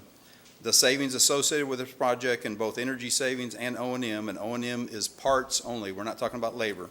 But that is no longer going to have to, that's 15% of your, of the lamps we feel is a safe number to say that will fail annually, that you will no longer have to use those dollars to pay for lamps and ballast. But that totals the 454,319. If you finance it for 10 years, your payment's $340,000. If you finance it for 15 years, $252,000 a year. Keep in mind that whether it's 10 years or 15 years, unlike whenever we have to extend our financings out, and the big worry is my HVAC equipment's not going to last as long as the debt service for the project if you finance it for 15 years. In this particular case, you have a 20-year lamp warranty, so that takes that completely out. So whether you have 15-year or 10-year financing or 15-year financing, it totally depends on how you want to structure that and what you want the annual benefit to be. I talked about utility rebates. So this is a lot of information right here, but I didn't want to just do individual slides. What I have is a cash flow, a 20-year cash flow. On the left is on a 10-year financing, and on the right is a 15-year financing. So the very bottom where I had a red box, that is the net benefit. All that is, and then below that I put it in bigger print so we could all see it. The 5.877090, that's $5.8 million. If you were to finance for 10 years, that's your savings minus your debt service for 10 years, and then that's accumulated over the 20-year period. So what is in green on each slide there is your annual net. Pays for the project on your 10-year project. It pays for the project, and you get $113,000 left over to do whatever it is that the district feels it wants to do. And on the 15-year financing, it's a $200,000 a year net benefit. I hope that kind of makes sense there. Got one real quick question. Yes, sir. On your savings, on the money that you have there at the bottom, that's included. That's after paying the bill. That's after paying for the project, yes, sir. Okay. The other question is this. Is that taking into account the labor savings of No, sir. replacing the day-to-day electrician that goes out every day, every morning to go change bulbs in a district, in the school? No, sir. This only takes into account the material associated with that. And the reason that we didn't do labor, because it's real and it's a true savings. But the only way that I feel that you could count that as a savings, and why we don't do that, is that you could say if you're relying on that savings, labor savings, to help fund the project, unless you terminate those positions, the district still has to pay those salaries. So the savings aren't there, but it allows your maintenance department to go address other things and makes them much more efficient. But it does not include the labor savings associated with that. Well, and the material used for the repairs. It does include the material. That was the lamps and ballast. Okay, but going forward, if we have to go change them, are you taking that into consideration for the savings? Yes, sir. That was under the, okay, where it says total savings opportunity, the 454. Your energy is 350, and your O&M, which is right below the no replacement for lamps during the warranty. Okay. And not having to purchase ballast anymore. And like I said, that's 15%, so we think that's a pretty. Yeah, in my experience in construction, all fields of construction, your labor's 50%, Yes. and your materials are 50% of the total cost of the project. So that's a Yes. sizable amount. Yes, sir. So, was any questions on the cash flows or? On the O&M savings, are you assuming there's going to be so many bulbs replaced per year? At this point in time, yes, sir, we're assuming that we use that 15% to be conservative, but, it can go up and down from that. Yes, So you're sir. saying that's replacing 15% of the. Of the lamps, so we figure in a year period, you're gonna replace 15 lamps out of 100. But that's probably not the replacement. I'm sorry? The savings is not having to replace. Right, the savings is not having to replace it Correct. anymore. Yes, sir. And the total for the project, the 2.8, that's, you've already done an estimate for our district? Is that? Yes, sir, that's a total turnkey, everything on us. If we miss something, it's on us, no change orders. All the risk is on us to perform that. Yes, sir.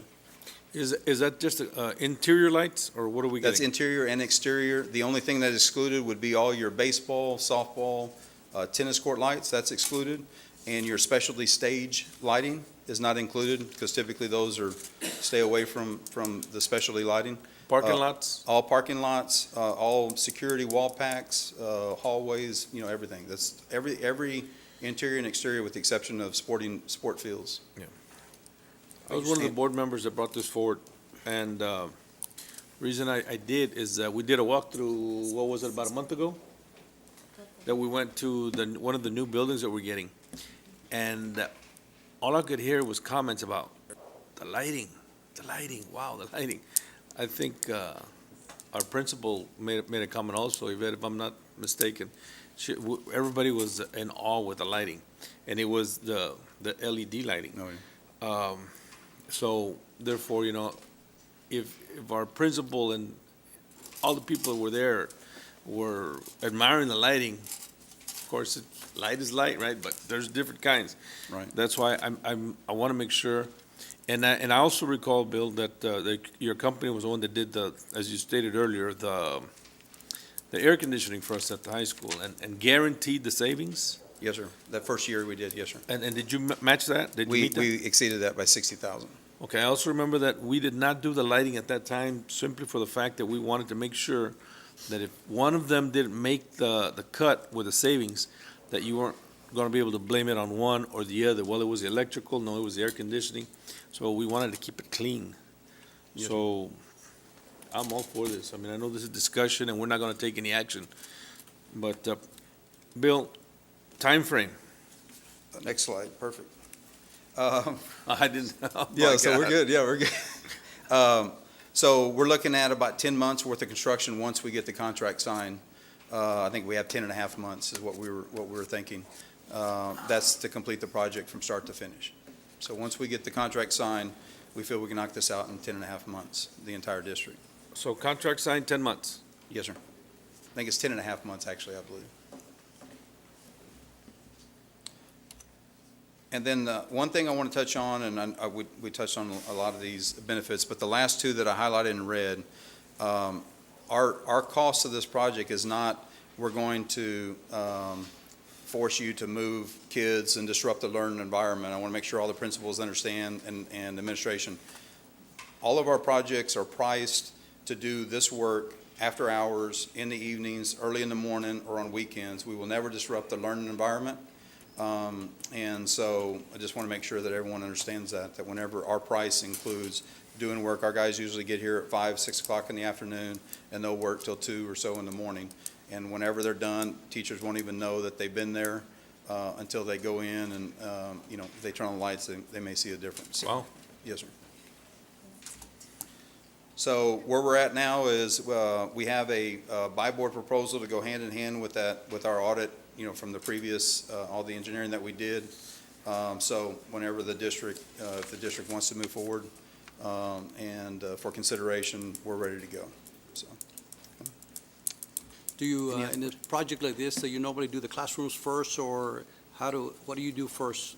Well, if there's a preference in terms of what schools we hit, I'm sorry. Inside, like you were saying? Well, typically what we do is we'll hit the largest school, the biggest impact for energy savings. That's usually what we tackle first. Okay. If the district has parking lot issues and if they have lights that are failing and they want to address that, we're totally flexible on how the district wants to address that. We don't have a set way that we're going to do interior and then exterior. Oh, okay. But we can, our crews usually knock out the inside because the outside, usually you're not disrupting the learning environment. Right. So let's try to get through those, but we can maneuver that around however the district feels appropriate. Okay. So just to make it clear, what you're saying is the annual expense that the district would incur would be offset by the savings. Not only offset it, but And more. and more, yes, sir. And in the case over a 20-year period, 5.8 million for a 10-year financing and 5.4 over 15-year financing. So. Andrew, any questions? I don't have any. Coach Cuellar or Mr. Lopez? I have one more. Yes, sir. In the past, the energy companies have provided incentives in the form of either discounts or money back when an energy conservative program is taken on by a corporation or a district. Is there anything like that going on? And if so, does the district get it or do you get it? Like, are you talking about like incentives from utility? No, that's all the districts. We'll help with the paperwork, apply for them. If there's any incentives to SECO, the State Energy Conservation Office. We get it. We don't do a shared savings agreement. Okay. The district would get it if there's some. Have you heard of, or is there anything? SECO, I'm not seeing right now. AEP has a really good program. AEP has a really good, that's the one I was talking about, that San Benito. They have reserved over $300,000 for their project. Perfect. So it's on a first come, first served basis from AEP. So once we get that information and submit it, then they actually come through and they walk all the facilities, whatever, and then they say, okay, we're reserving X amount of dollars for you. That's even better. Yes, sir. But we don't take a portion of that. Good. Any other questions? Thank you, Mr. Severino. Thank you very much. Thank you. Yes, sir. Item 15, discussion and possible action items. 8, discussion and possible action to approve the 2019-2020 academic calendar. Dr. Canales? Board of Trustees, campuses were invited to submit a calendar for the 2019-2020 school year to the Calendar Committee, which is a subcommittee of the District Advisory Committee. The committee was composed of a representative from each of our campuses.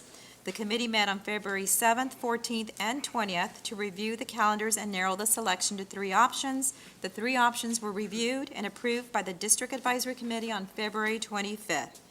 Parents and staff had an opportunity to view and vote on the 3 calendar options online. Voting for the academic calendar opened March 4th and closed on March 22nd at 5 p.m. Secondary principals also met with groups of students to receive student input on the calendar, and for the most part, the students selected the calendar with the fewest number of instructional days.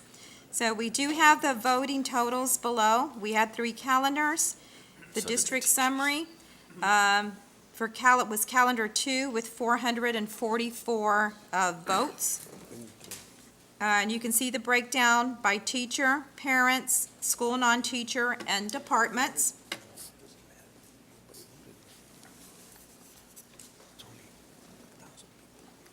Dr. Canales, Yes, sir. what is the difference between calendar 1 and calendar 2? We do have this side by side. Mrs. Peterson, do you want to? What is the total And amount of again- voters that came out? We had. Less than 1,000. Less than 1,000 for, Right. a possible 20,000? Well, if you include the parents, parents of all the students, you're talking, we have 17,000 plus students, so maybe some parents have multiple students, maybe 10,000, I don't know the range for parents. Staff, we have about 2,500 employees that could have voted. How many teachers do we have? 35% of the teachers voted. Right, I so- figured that number already. Okay. It looks like teachers and students both like calendar 1. Less instructional days. No, high schools, if you break down by grade level, and you don't have that in front of you, Mr. Gonzalez, but the high school teachers selected calendar 1, but elementary and middle school teachers voted more in favor of calendar 2. Can you pop up the side-by-side? On the. Do you have the side-by-side? Oh, I don't know if you can pop that up or not. So on some of the differences on the side-by-side between 1 and 2, one of them is when the time equivalency falls. All 3 calendars have the full week of Thanksgiving off. But on 2 of the calendars, A and C, the time equivalency falls during that week. On calendar B, time equivalency would be August 12th and 13th. So staff on 187 would need to have time equivalency or report to work on the 12th. Staff not on a 187-day contract is already working at that time. And then another difference between 1 and 2 is Labor Day is a holiday on A. It's not a holiday on B. It's a staff development day holiday for students, but not staff. There was two extra early release days for the high schools on calendar A that are not on B. Ms. Peterson, you're saying, we have calendar 1, 2, and 3, and you're going to A, B. I'm sorry. A, B, and C? A, B, 1 and to C. 3, the same? Yeah. ABC, 1, 2, 3, yeah. Yeah, I Yes. mean, I just want to make sure there's not another. Let's see, we're going to try to switch it. And then, Mr. Martinez, if you can come help focus in that. And this came in, this was provided in the board update at some point also. Uh-oh, sorry.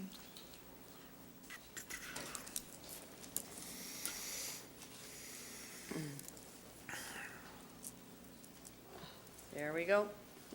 Slowly but surely. You're not gonna be able to see all three columns, sir. What happened?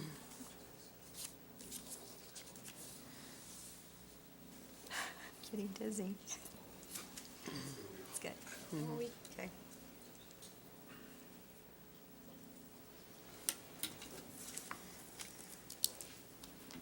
Any other questions? What's Trying to the see half days, what are do those coincide with the end of the 6 weeks? What are those usually? Yes, they're at the end of the 6 weeks so that teachers had requested additional planning. It started last year.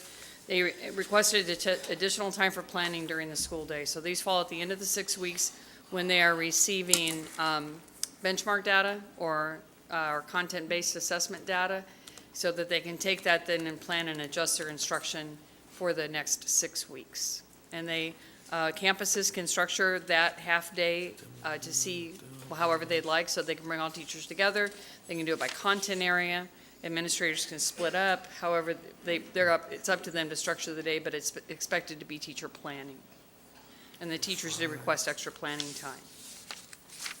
Did they vote online?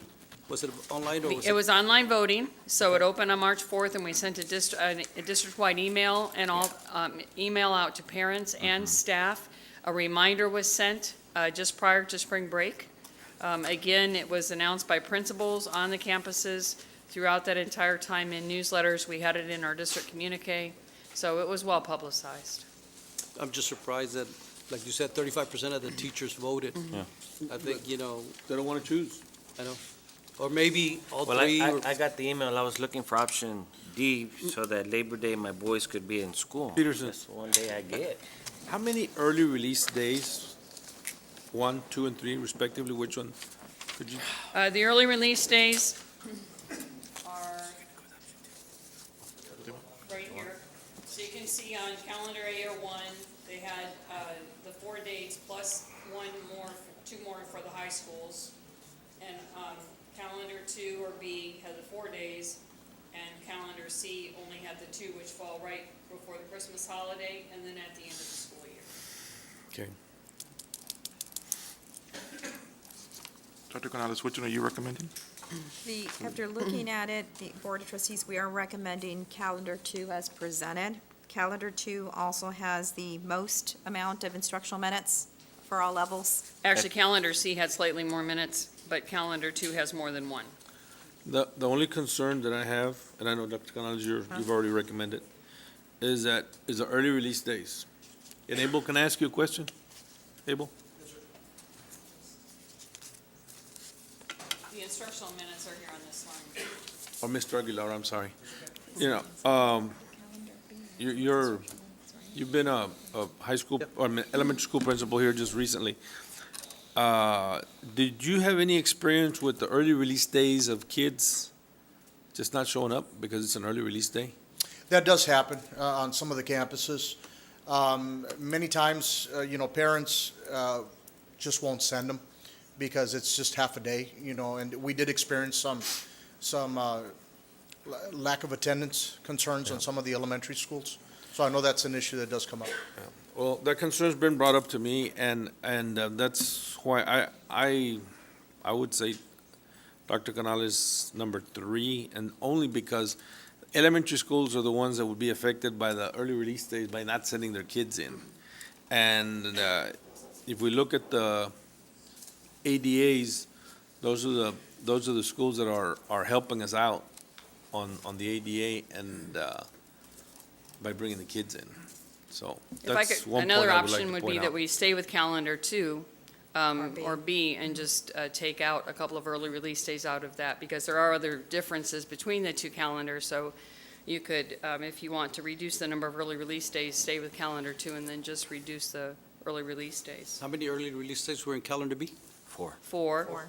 Two of them, one is right before Christmas. Okay. And the other is at the end of the year, which allow teachers some wrap-up time Right. on grades and such. And The I other think 2 are those- midpoint. Yeah, those 2 are, I think most of the students will And show up.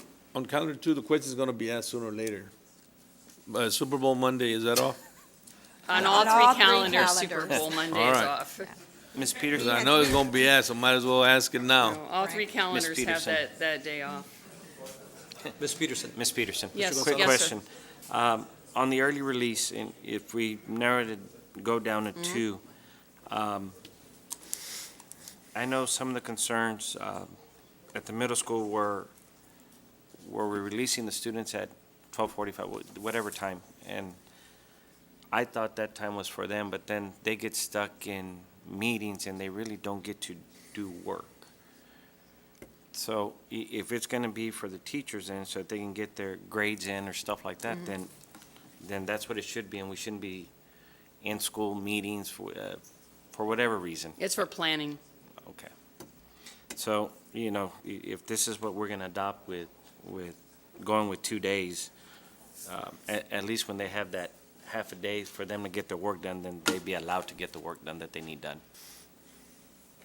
So if we did that, would we find another additional day off? No. It was, why not? Well, I mean, we could, we could, it just goes back to whatever you all want to do. So what was the question If again? you say with calendar 2 or B, that you remove the November 8th and the February 14th early release day, would there be an additional day off? So if you look at, for instance, calendar C and calendar A, or 1 and 3, you've got Labor Day on one of them and Columbus Day on the other, so you could keep the same amount of instructional minutes and go back and add a holiday on Labor Day or Columbus Day. But it would be primarily for students, correct? Because if we It took off a day it for already is a staff- holiday for students. Right, but the extra day would have to be for Right. instructional students. Because teachers still have to work 187. Yes. So removing Why do the a kids get workday Labor Day does off? not. Why are the kids off on Labor Day? The kids are off on Labor Day so we can, because it's a low attendance day, Okay. all right? But the teachers have to Staff work to holiday. 187. So It's a if staff you holiday. add it as a holiday, we have to have another day someplace in the calendar. And we try not to go into June so that summer school can end before the week of July 4th. So what's your recommendation, Dr. Canales? Our recommendation after looking at this is B or 2. And that has 166 instructional days, so the most instructional days for student. And the report I'm looking at has the most instructional minutes as well for all students at all levels. Okay. At 79,680.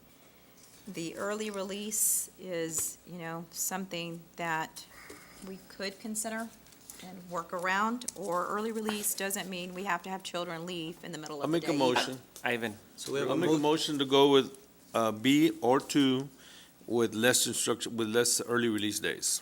Okay, so I have a motion by Mr. Lopez. Do I have a second? For calendar B? I'll second that. Okay, we have a second by Coach Cuellar. Any further discussion? yes, Ivan. Mr. Gonzalez? Can we accept the calendar as is and then go back and just to give Dr. Canales time and Ms. Peterson and Mr. Aguilar to take a look at those 2 days? And then if they see fit, we bring just, hey, can we amend the calendar? I don't know, just asking. You can always amend the action of the board. And I think that was the motion by Mr. Lopez to amend with the 2 days.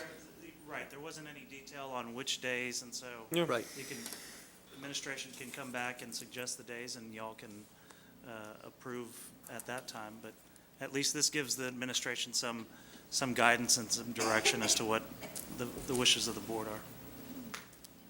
Okay. Any other discussion?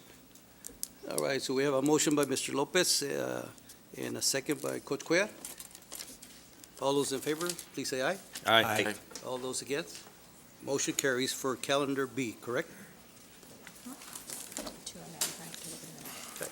Item B, discussion and possible action for the board to consider approval of the administration's ranking recommendation for the design, build, security access system project at elementary schools. Dr. Canales. Board of Trustees, we've been working on this as part of our Safe School Initiative, and that is security access systems to be installed, designed and installed all elementary schools. This would be an initial phase in addressing security access at all campuses. The intent is for the overall scope of the project to provide a singular interface capable of controlling multiple geographically independent sites, mouthful, and provide alarm monitoring, video management integration, ID badging, personnel and cardholder management, and situational control of all connected devices from a single application. On October the 15th, Board of Trustees, you approved the construction of a security access system in all elementary schools, allowing administration to use the design-build method of construction, delegate their authority to rank the qualifications received to administration, and you approved the criteria and points to be used for ranking. So the design-build contract method of construction is a two-step process. Step 1, the school board qualifies up to 5 vendors to bid on this project. Step 2, the proposals are sent to qualified vendors. On November the 12th, 2018, you approved the following 5 vendors. There were 5, and they're noted there for you. A proposal package was emailed to all 5 of them, and we received 2 proposal responses for this project from the vendors listed below. 3060 Integrated and Superior Alarms. The committee looked at it and ranked 360 Integrated as the number 1. They have a total project cost of $531,914.11, 65 days to complete, and their total ranking points was 693, well over 100 points over Superior Alarms. So Board of Trustees, we are recommending 360 Integrated of San Antonio for the security access system at our elementary schools. Who's heading this? Mike? We have several personnel helped with us.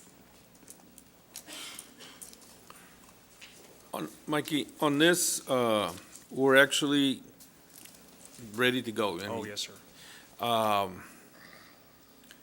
Maybe it's my fault, but I'm not real clear on what I'm voting on. I don't know if the principals have been involved in this. I'm not sure about a lot of things, and I don't know if the rest of the board is. We just came back from a conference in Philadelphia, and there was a lot of exciting new technology. And Dr. Gonzalez, I don't know if you walked the exhibit hall. You didn't go, that's right. She didn't go. Okay. Well, to answer your question, Mr. Lopez, yes. But there was a lot of, to the point where every single teacher could have their own panic button, panic device, and they could lock, they could call a nurse. I mean, there was so many things that they could do with these devices. And I'd hate to jump into something, right now, and then, because I did scan my ID card so they would send the information to the district and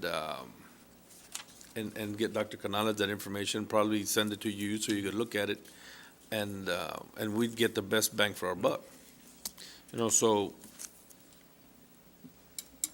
I'm just not ready for this right now, and I don't know if the rest of the board is then. Anybody else? If I may answer your question, Mr. Lopez, yes, the principals were involved. They were involved in the design process as far as walking the campus, figuring out what door they want access to. So all the principals had a say in where their access points would be. As far as the technology integrating, the panic button, yes, we know that's available. The beauty of this system is that this is an initial phase, so later on, if we had the funding to upgrade, this is an open architecture system that will let us upgrade at later times. And this is for elementary right now, first Elementaries, phase? yes, sir. Correct? First phase. Dr. Jaime, you So had a this is question? pretty much securing the perimeter. This is what we're looking at as our first phase. As a first phase for the elementaries, the way it works, and it's a really good system, is that all the doors that needed access, key cord access, were identified by the principals and our security consultant. All the other doors that don't have an access control system will be locked. However, they'll be wired, if the door is open, there will be an alarm that will be sent to a monitoring location. So there's not going to be any more runners, if you will, like we had instances where we had kids running out at an elementary into the street. If an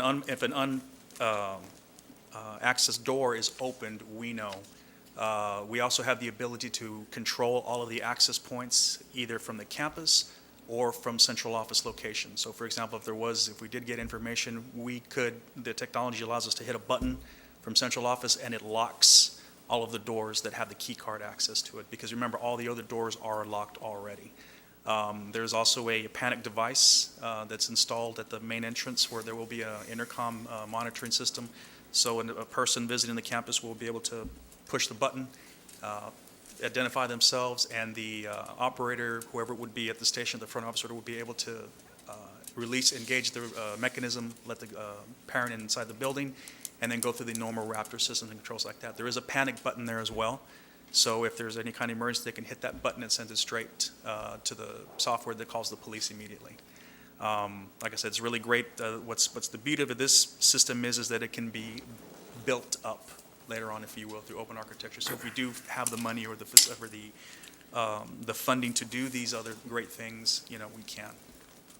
Yeah. But the technology here is pretty much top of the line, what's being used at all the Do any local districts have this? There are local districts that have this. Harlingen has one, McAllen as well. But we would be completely, this system would be non-proprietary, where a lot of the other systems that we looked at the other districts were proprietary, which meaning that if we bought one company, we would have to use that company to build as we expand this. This is an open architecture system, what allows us to Are the mix vendors and match. present, Mike? Are the vendors present? I don't know. I don't see any of them here. Carlos, have you been involved? Yes, the committee was myself, Andres, Mr. Garcia, Carlos, Mrs. Colon, Americo Garza, and Hugo de Leon, and of course, we did hire a consultant as well to help us with the design of it, so. Perfect. And we had the monies available already allocated for this system, Andres? Yeah, the money will be obtained for the fund balance for facilities and other needs. We don't have it in the budget, but we don't know the exact amount. Okay. But we had expected it to be between $500,000 and $700,000. And it's going to be 531? Yes, sir. Carlos, one question I have, this is technology, so a lot of times you buy something, a week, 2 weeks, maybe longer, it's obsolete, there's something brand new that knocked this one out of the sky, and we're behind the 8 ball. So my question is this advanced enough to where we're not going to be selling ourselves short on our kids? And if you haven't checked it out, it's okay. Just tell, I haven't really studied that well. I'd rather this board, because I haven't seen any single presentation from anything, and Mike's done a good job by bringing this to us. But I'd like to see some more. I'd like for this board to, we're going to spend $500,000, and I'd like to see a little bit more information, if I could. On my side, I did verify that because it's going to work on my network also to make sure it's all going to work. It is, like Mike says, it is open architecture, so you can, you buy the base product and you can add features as you go. You're not going to be restricted to a single vendor. But to answer your first question, I haven't gone out to look at other, to be honest. Carlos hasn't, but Hugo has. We visited Northeast ISD in San Antonio. We visited San Antonio ISD, who uses this company, and it's top of the line. So, With the Board- principals that are here, are y'all okay with all your access points Elementary. at the elementary? Show of hands, how many of you guys have seen this product or what's going to be installed? One.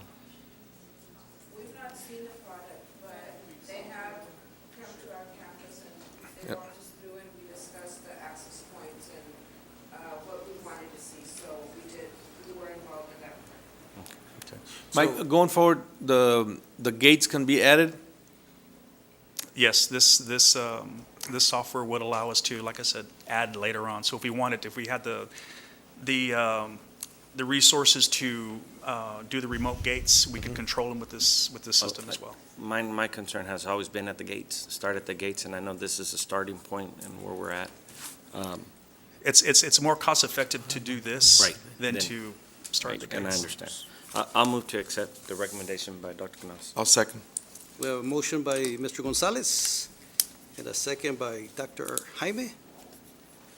Any more discussion? Yes, Dr. Canales, why are we recommending Well, no, it is the lowest, right? It's lowest bid. Okay. Okay. And the time to complete, I mean. And it's not proprietary.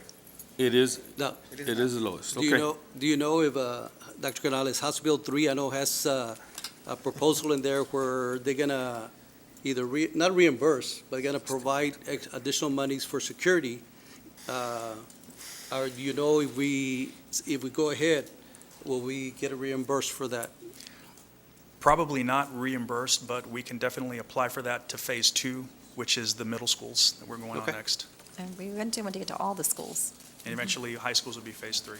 Okay, so we have a motion by Mr. Gonzalez and a second by Dr. Jaime. I got a question, too. One more question, all right? Have the references been checked? Yes, sir. Okay. And Ivan will be involved with the contracts and all that? Good. Sure. Okay. Go ahead. Ready? All right, we got a motion by Mr. Gonzalez, second by Dr. Jaime. Final discussion. Any, all those in favor, please say aye. Aye. All those against? I'm okay. Okay, motion carries. Item number C. Discussing a possible action for the board to consider approval of additional improvements needed for the pavilions at Mary Hope Middle School and Cuella Middle School, and restrooms and canopy at Central Middle School project. And number 2, change order number 1 for the corresponding additional contract days, CSP number 180521. Dr. Canales. Board of Trustees, we have staff here to explain more about this item. We are recommending that the board consider to approve the following additional improvements needed for the pavilions at Mary Hogue Middle School and Guayad Middle School, and restrooms and canopy at Central Middle School project. And 2, change order number 1 for the corresponding additional contract days. So I'm going to call staff, Mr. Garza, Mr. Sanchez, and Mr. Riojas. This is something that we were finalizing right before the board meeting, so gentlemen, Yes, if you that will is correct, take the Dr. lead. And we're here to answer any questions that you all may have. Okay, what additional improvements do we need at the pavilions? Were the ones that were discussed earlier? Actually, no, Mr. Nieto. So what we had is several different items that came up as the construction project was progressing. For example, at Mary Hogue, well, let me start with the first one. CPR number 3, which is change proposal request number 3. At Central Middle School, we had to infill the existing science building wall after removal of the existing metal paneling due to unforeseen conditions. So as the restroom building is being attached to the existing building, and the paneling of the existing building wasn't covered, it was found that the cavity there was not sealed all the way, so the wall didn't go all the way to the roof deck. So that was unforeseen. Right, Okay. so that was the unforeseen. Okay. The next one, number 5, at the Mary Hope Pavilions in Cuella Middle School, additional bird netting was required since under the construction documents, there's no provisions for the soffit area around the sidewalk perimeter and/or the vertical panels. So the vertical panels do have some structure there where birds could actually perch. So we caught that and we said, you know what, we need to add bird netting as well there. Otherwise, we're going to have a mess there, those Okay. pavilions. So those are the, Mary Hogue, the next one, extend the sidewalk. So we need to extend the sidewalk from the south side of the pavilion to the north side on the east side of the pavilion so that we would make it even with the ramp for the tennis courts. Otherwise, the kids would have to cross over on the drive and then walk on the grass to get to the entrance of the tennis courts. So that's another one that was needed. Okay. And then also on the restrooms, there's 3 intercom, I'm sorry, no, this is the wiring, number 12. This is wiring, so the panel that was indicated on the plans, the electrical panel was not the proper voltage, and so adjustments had to be made to make sure that we would get the power for the restrooms from a panel that had the proper voltage. And that involved pulling the existing wire and replacing it with bigger size electrical wire in that panel. Number 13, at the restrooms, 3 additional intercom speakers had to be added. They were not included as part of each restroom. And that would be for the staff restroom and the boys and girls restrooms. Those were added. They were not included. Number 7 and number 8 was for the landscaping at both sites. So there was additional dirt that was provided to level off the areas. Grading was done, and also hydromulch the area for grass. And that's number 7 and 8 for the pavilions. And then number 17, that was the test and balance for the air conditioning system. That was a $600 item to make sure that for the restrooms at Central Middle School, we had all the registers or HVAC diffusers balanced properly for the air to And Andres, that distribute. additional money is going to come from where, or it's already in the allowance? It is, Yes. it's in the allowance part of the contract. So there's no change order for the money itself, because that's already within the contract. The change order would be for the days corresponding to each one of these items that were requested. Which And is you can, 42. right, and you can see the summary there on the far right-hand column of that table. Not all of the days were approved. And again, this is only for days corresponding to these items. We are reviewing the rain days and any delayed days as well, and that will bring them to you on the next board meeting. Okay. And as Mr. Alvarado mentioned during his presentation, we're also looking at the graphics, the work for the pavilions, at the end of the pavilions, the front panels. That's also another item that the contractor is working on, providing a proposal, and also some fans for ventilation for the pavilions as well. I'll move to approve. We have a motion by Dr. Jaime. I'll second that. If Mr. I may Lopez? add, the graphics have already been provided as approved by the principals, and so they're working off of those graphics. We have a motion by Dr. Jaime, a second by Mr. Lopez. Any further discussion? Yes. Okay. Mr. Gonzalez? Can you just verify that whatever's going up for the pigeons really does work? Por favor, I think at every school. Thought about putting in broken glass, but Can't hear you. Never mind, never mind. Thank you. Anyhow, it's a huge problem at all our schools that we currently have a pavilion. If we can just really make sure that that system's gonna work, Right. please, because that bird poop is really bad. Yes, yeah, it does have its life, and it requires the maintenance. Eventually, that chicken type of wire that corrodes and so forth, we have to replace it Okay. from time to time, but yes, we have to maintain it. It does work.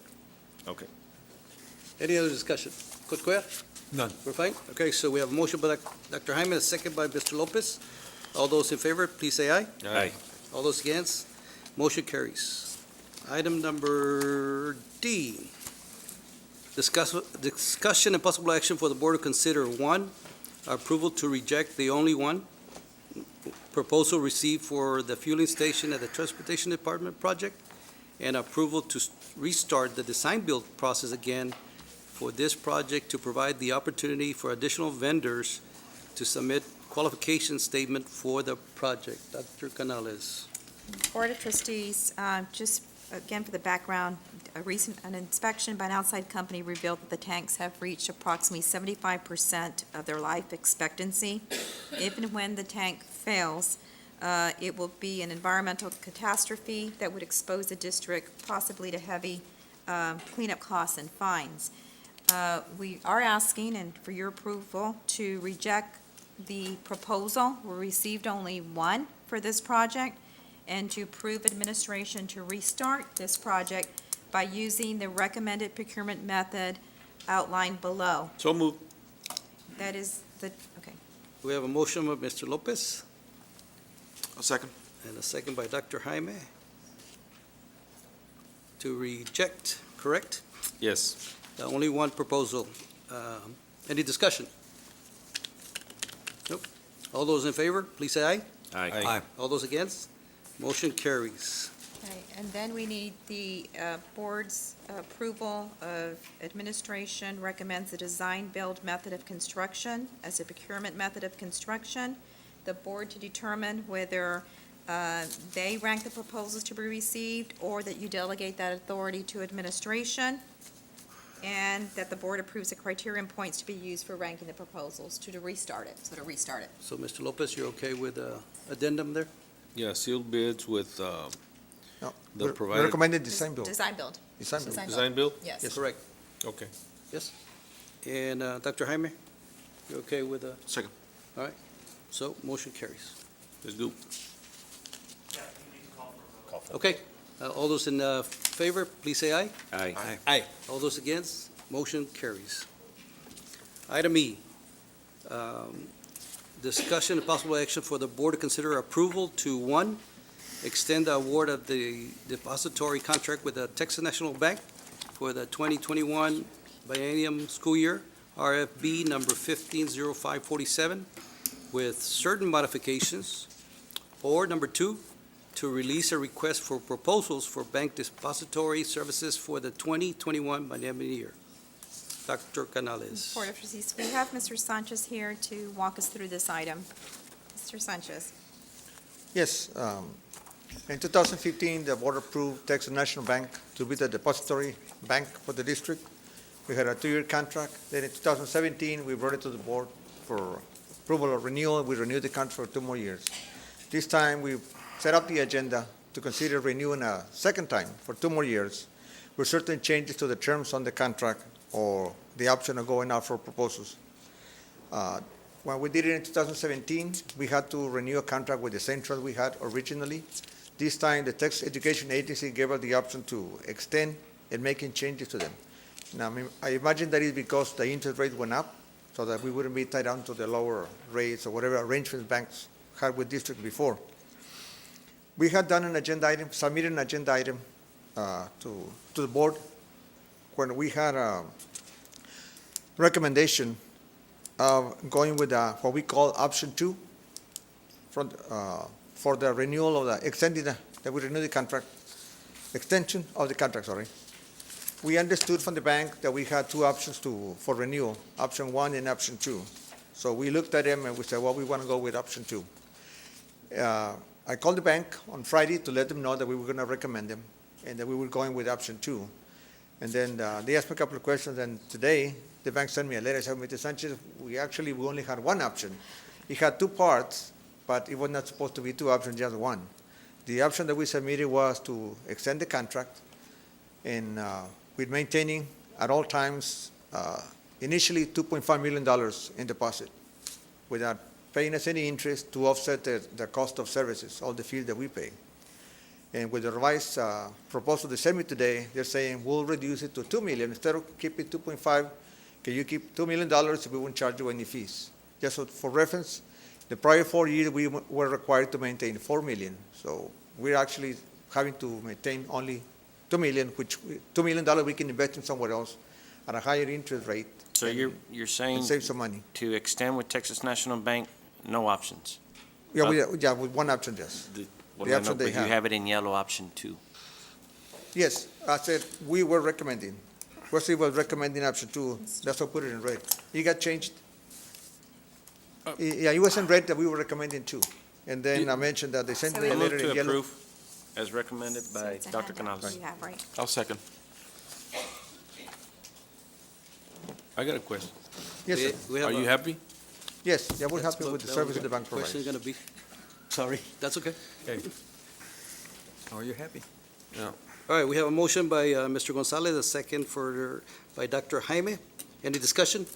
Yes, our legal counsel is going to check the contracts and be involved with everything. I mean, it's a contract, so they're gonna have to agree to what you want, and we have to agree to what, everything. Yes, on the contract, there's not really a lot there's some information to, but we signed a contract that is provided by TEA, Okay, which is stated by TEA what we're gonna say, and we have to sign that one. as long as, And then we go through some of the procedures and how we're gonna go things that we do have to sign, and I send it to Mr. so before we used to have $4 million, now we only need $2 million. To keep $2 million, yes, on deposit. Okay. So we haven't had any problems with Texas State? No, we haven't. Okay. All right, so we have a motion by Mr. Gonzalez, second by Dr. Jaime. All those in favor, please say aye. Aye. All those against? Aye. Motion carries. Let's clear it, Mr. President, I think you said Texas State, and it is Texas Texas National Bank. National Bank. My fault, Texas National Bank. Okay. All right. Good correction. Item F, discussion and possible action for the board to consider approval of, 1, additional improvements needed for the new athletic fieldhouse at Weslaco High School project, and 2, Change order number 1 for the corresponding additional contract days, CSP number 180214. Dr. Canales. Board of Trustees, we are pulling this item. We're still working with the contractor and the project architect on finalizing the information. Is that correct? Yes, Okay. with that, So we're pulling it? yes. All right. Closed meeting to discuss. The board will not go into closed meeting. The time is now 8:02. Personal matters, let me read this. Number 1, employment of personnel. 2, resignations. 3, deliberation regarding the appointment, employment evaluation, reassignment, duties, discipline, or dismissal of a public officer or employee. A, discussion of renewal of probationary term, continuing and dual contracts for teachers and support personnel for the 1920 school year. Discussion of renewal of contracts for district administrators, campus instructional facilitators, and assistant principals on 1-year contracts. Discussion of renewal of contracts of key personnel, administrators and principals on 2-year contracts. Item D, discussion regarding proposed non-renewal of a term contract employee. Item E, discussion regarding termination of a probationary contract employee. And item B, consultation with attorney regarding pending or contemplated litigation, settlement, a matter in which the duty of the attorney to the Weslaco ISD under the Texas Disciplinary Rules of Professional Conduct of the State Bar of Texas clearly conflicts with Chapter 551 of the Texas Government Code. Texas Government Code 551.071.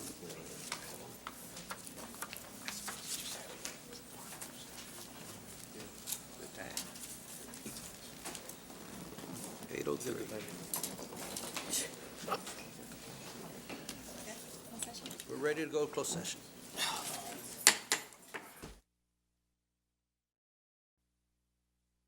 We're back from executive session. The time is now 9:10, and the Board of Trustees is now continuing with its open meeting act.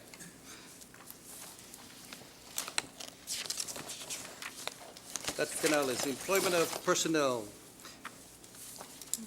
Board of Trustees, I recommend that you approve the employment of personnel as discussed in closed session. I move to approve the employment of new hire personnel as recommended by administration in the closed meeting. I have a motion by Mr. Gonzalez, I'll second that. and I have a second for Mr. Lopez to approve the employment of new hire personnel. All those in favor, please say aye. Aye. All those against? Motion carries. 8.2, resignations. I recommend that the Board of Trustees approve the resignations, retirements of certified professional personnel as discussed in closed session. I move to accept the resignation of the employees recommended in closed meeting effective immediately. Second. We have a motion by Mr. Gonzalez, a second by Dr. Jaime. All those in favor, please say aye. Aye. All those against? Motion carries. Second part of 8.2. I move to approve the resignation of the employee referenced in closed session subject to the approval acceptable resignation release language as determined by the superintendent and legal counsel, and authorize the board president to execute necessary documentation. Second.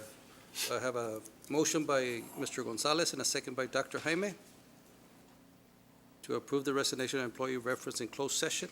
All those in favor, please say aye. Aye. All those against? Motion carries. Item 8.3, discussion of renewal of probationary term, continuing and dual contracts for teachers and support personnel for the 2019-2020 school year. Dr. Canales. I'm recommending your approval of the renewal of probationary term, continuing and dual contracts for teachers and other support personnel at the campus and department levels for the 2019-2020 school year as recommended by their supervisors and discussed in closed session. I move to approve renewal of probationary term, continuing and dual contracts for teachers and support personnel for the 2019-2020 school year for those recommended by the administration in the closed meeting. Second. So I have a motion by Mr. Gonzalez, a second by Dr. Jaime. All those in favor, please say aye. Aye. All those against? Motion carries. 8.3B, discussion of renewal of contracts for district administrators, campus instructional facilitators, and assistant principals on one-year contracts. Dr. Canales. Board of Trustees, I'm recommending your approval of the renewal of contracts for district administrators, campus instructional facilitators, and assistant principals on one-year contracts for the 2019-2020 school year as presented in closed session. I move to approve renewal of contracts for district administrators, campus instructional facilitators, and assistant principals on one-year contracts for those recommended by the administration in the closed meeting. Second. We have a motion by Mr. Gonzalez and a second by Dr. Jaime Rodriguez. All those in favor, please say aye. Aye. All those against, motion carries. A3, item C, discussion of renewal contracts of key personnel, administrators, and principals on two-year contracts. Dr. Canales. I'm recommending that you approve the renewal of contracts for key personnel, administrators, and principals on two-year contracts for the 2019-2020 school year, 21 school year, as presented and discussed in closed session. I move to approve renewal of contracts of key personnel, administrators, and principals on two-year contracts for those recommended by the administration in the closed meeting. Second. So we have a motion by Mr. Gonzalez and a second by Dr. Jaime. All those in favor, please say aye. Aye. All those against, motion carries. Adjournment. Oh, do I have one more? So move to adjourn. Oh. Thank you. Thank you. Thank you, thank you, thank you. Oh, the time. Time. The time is Oh. Time is 9:10. 9:10. 9:10. 9:12.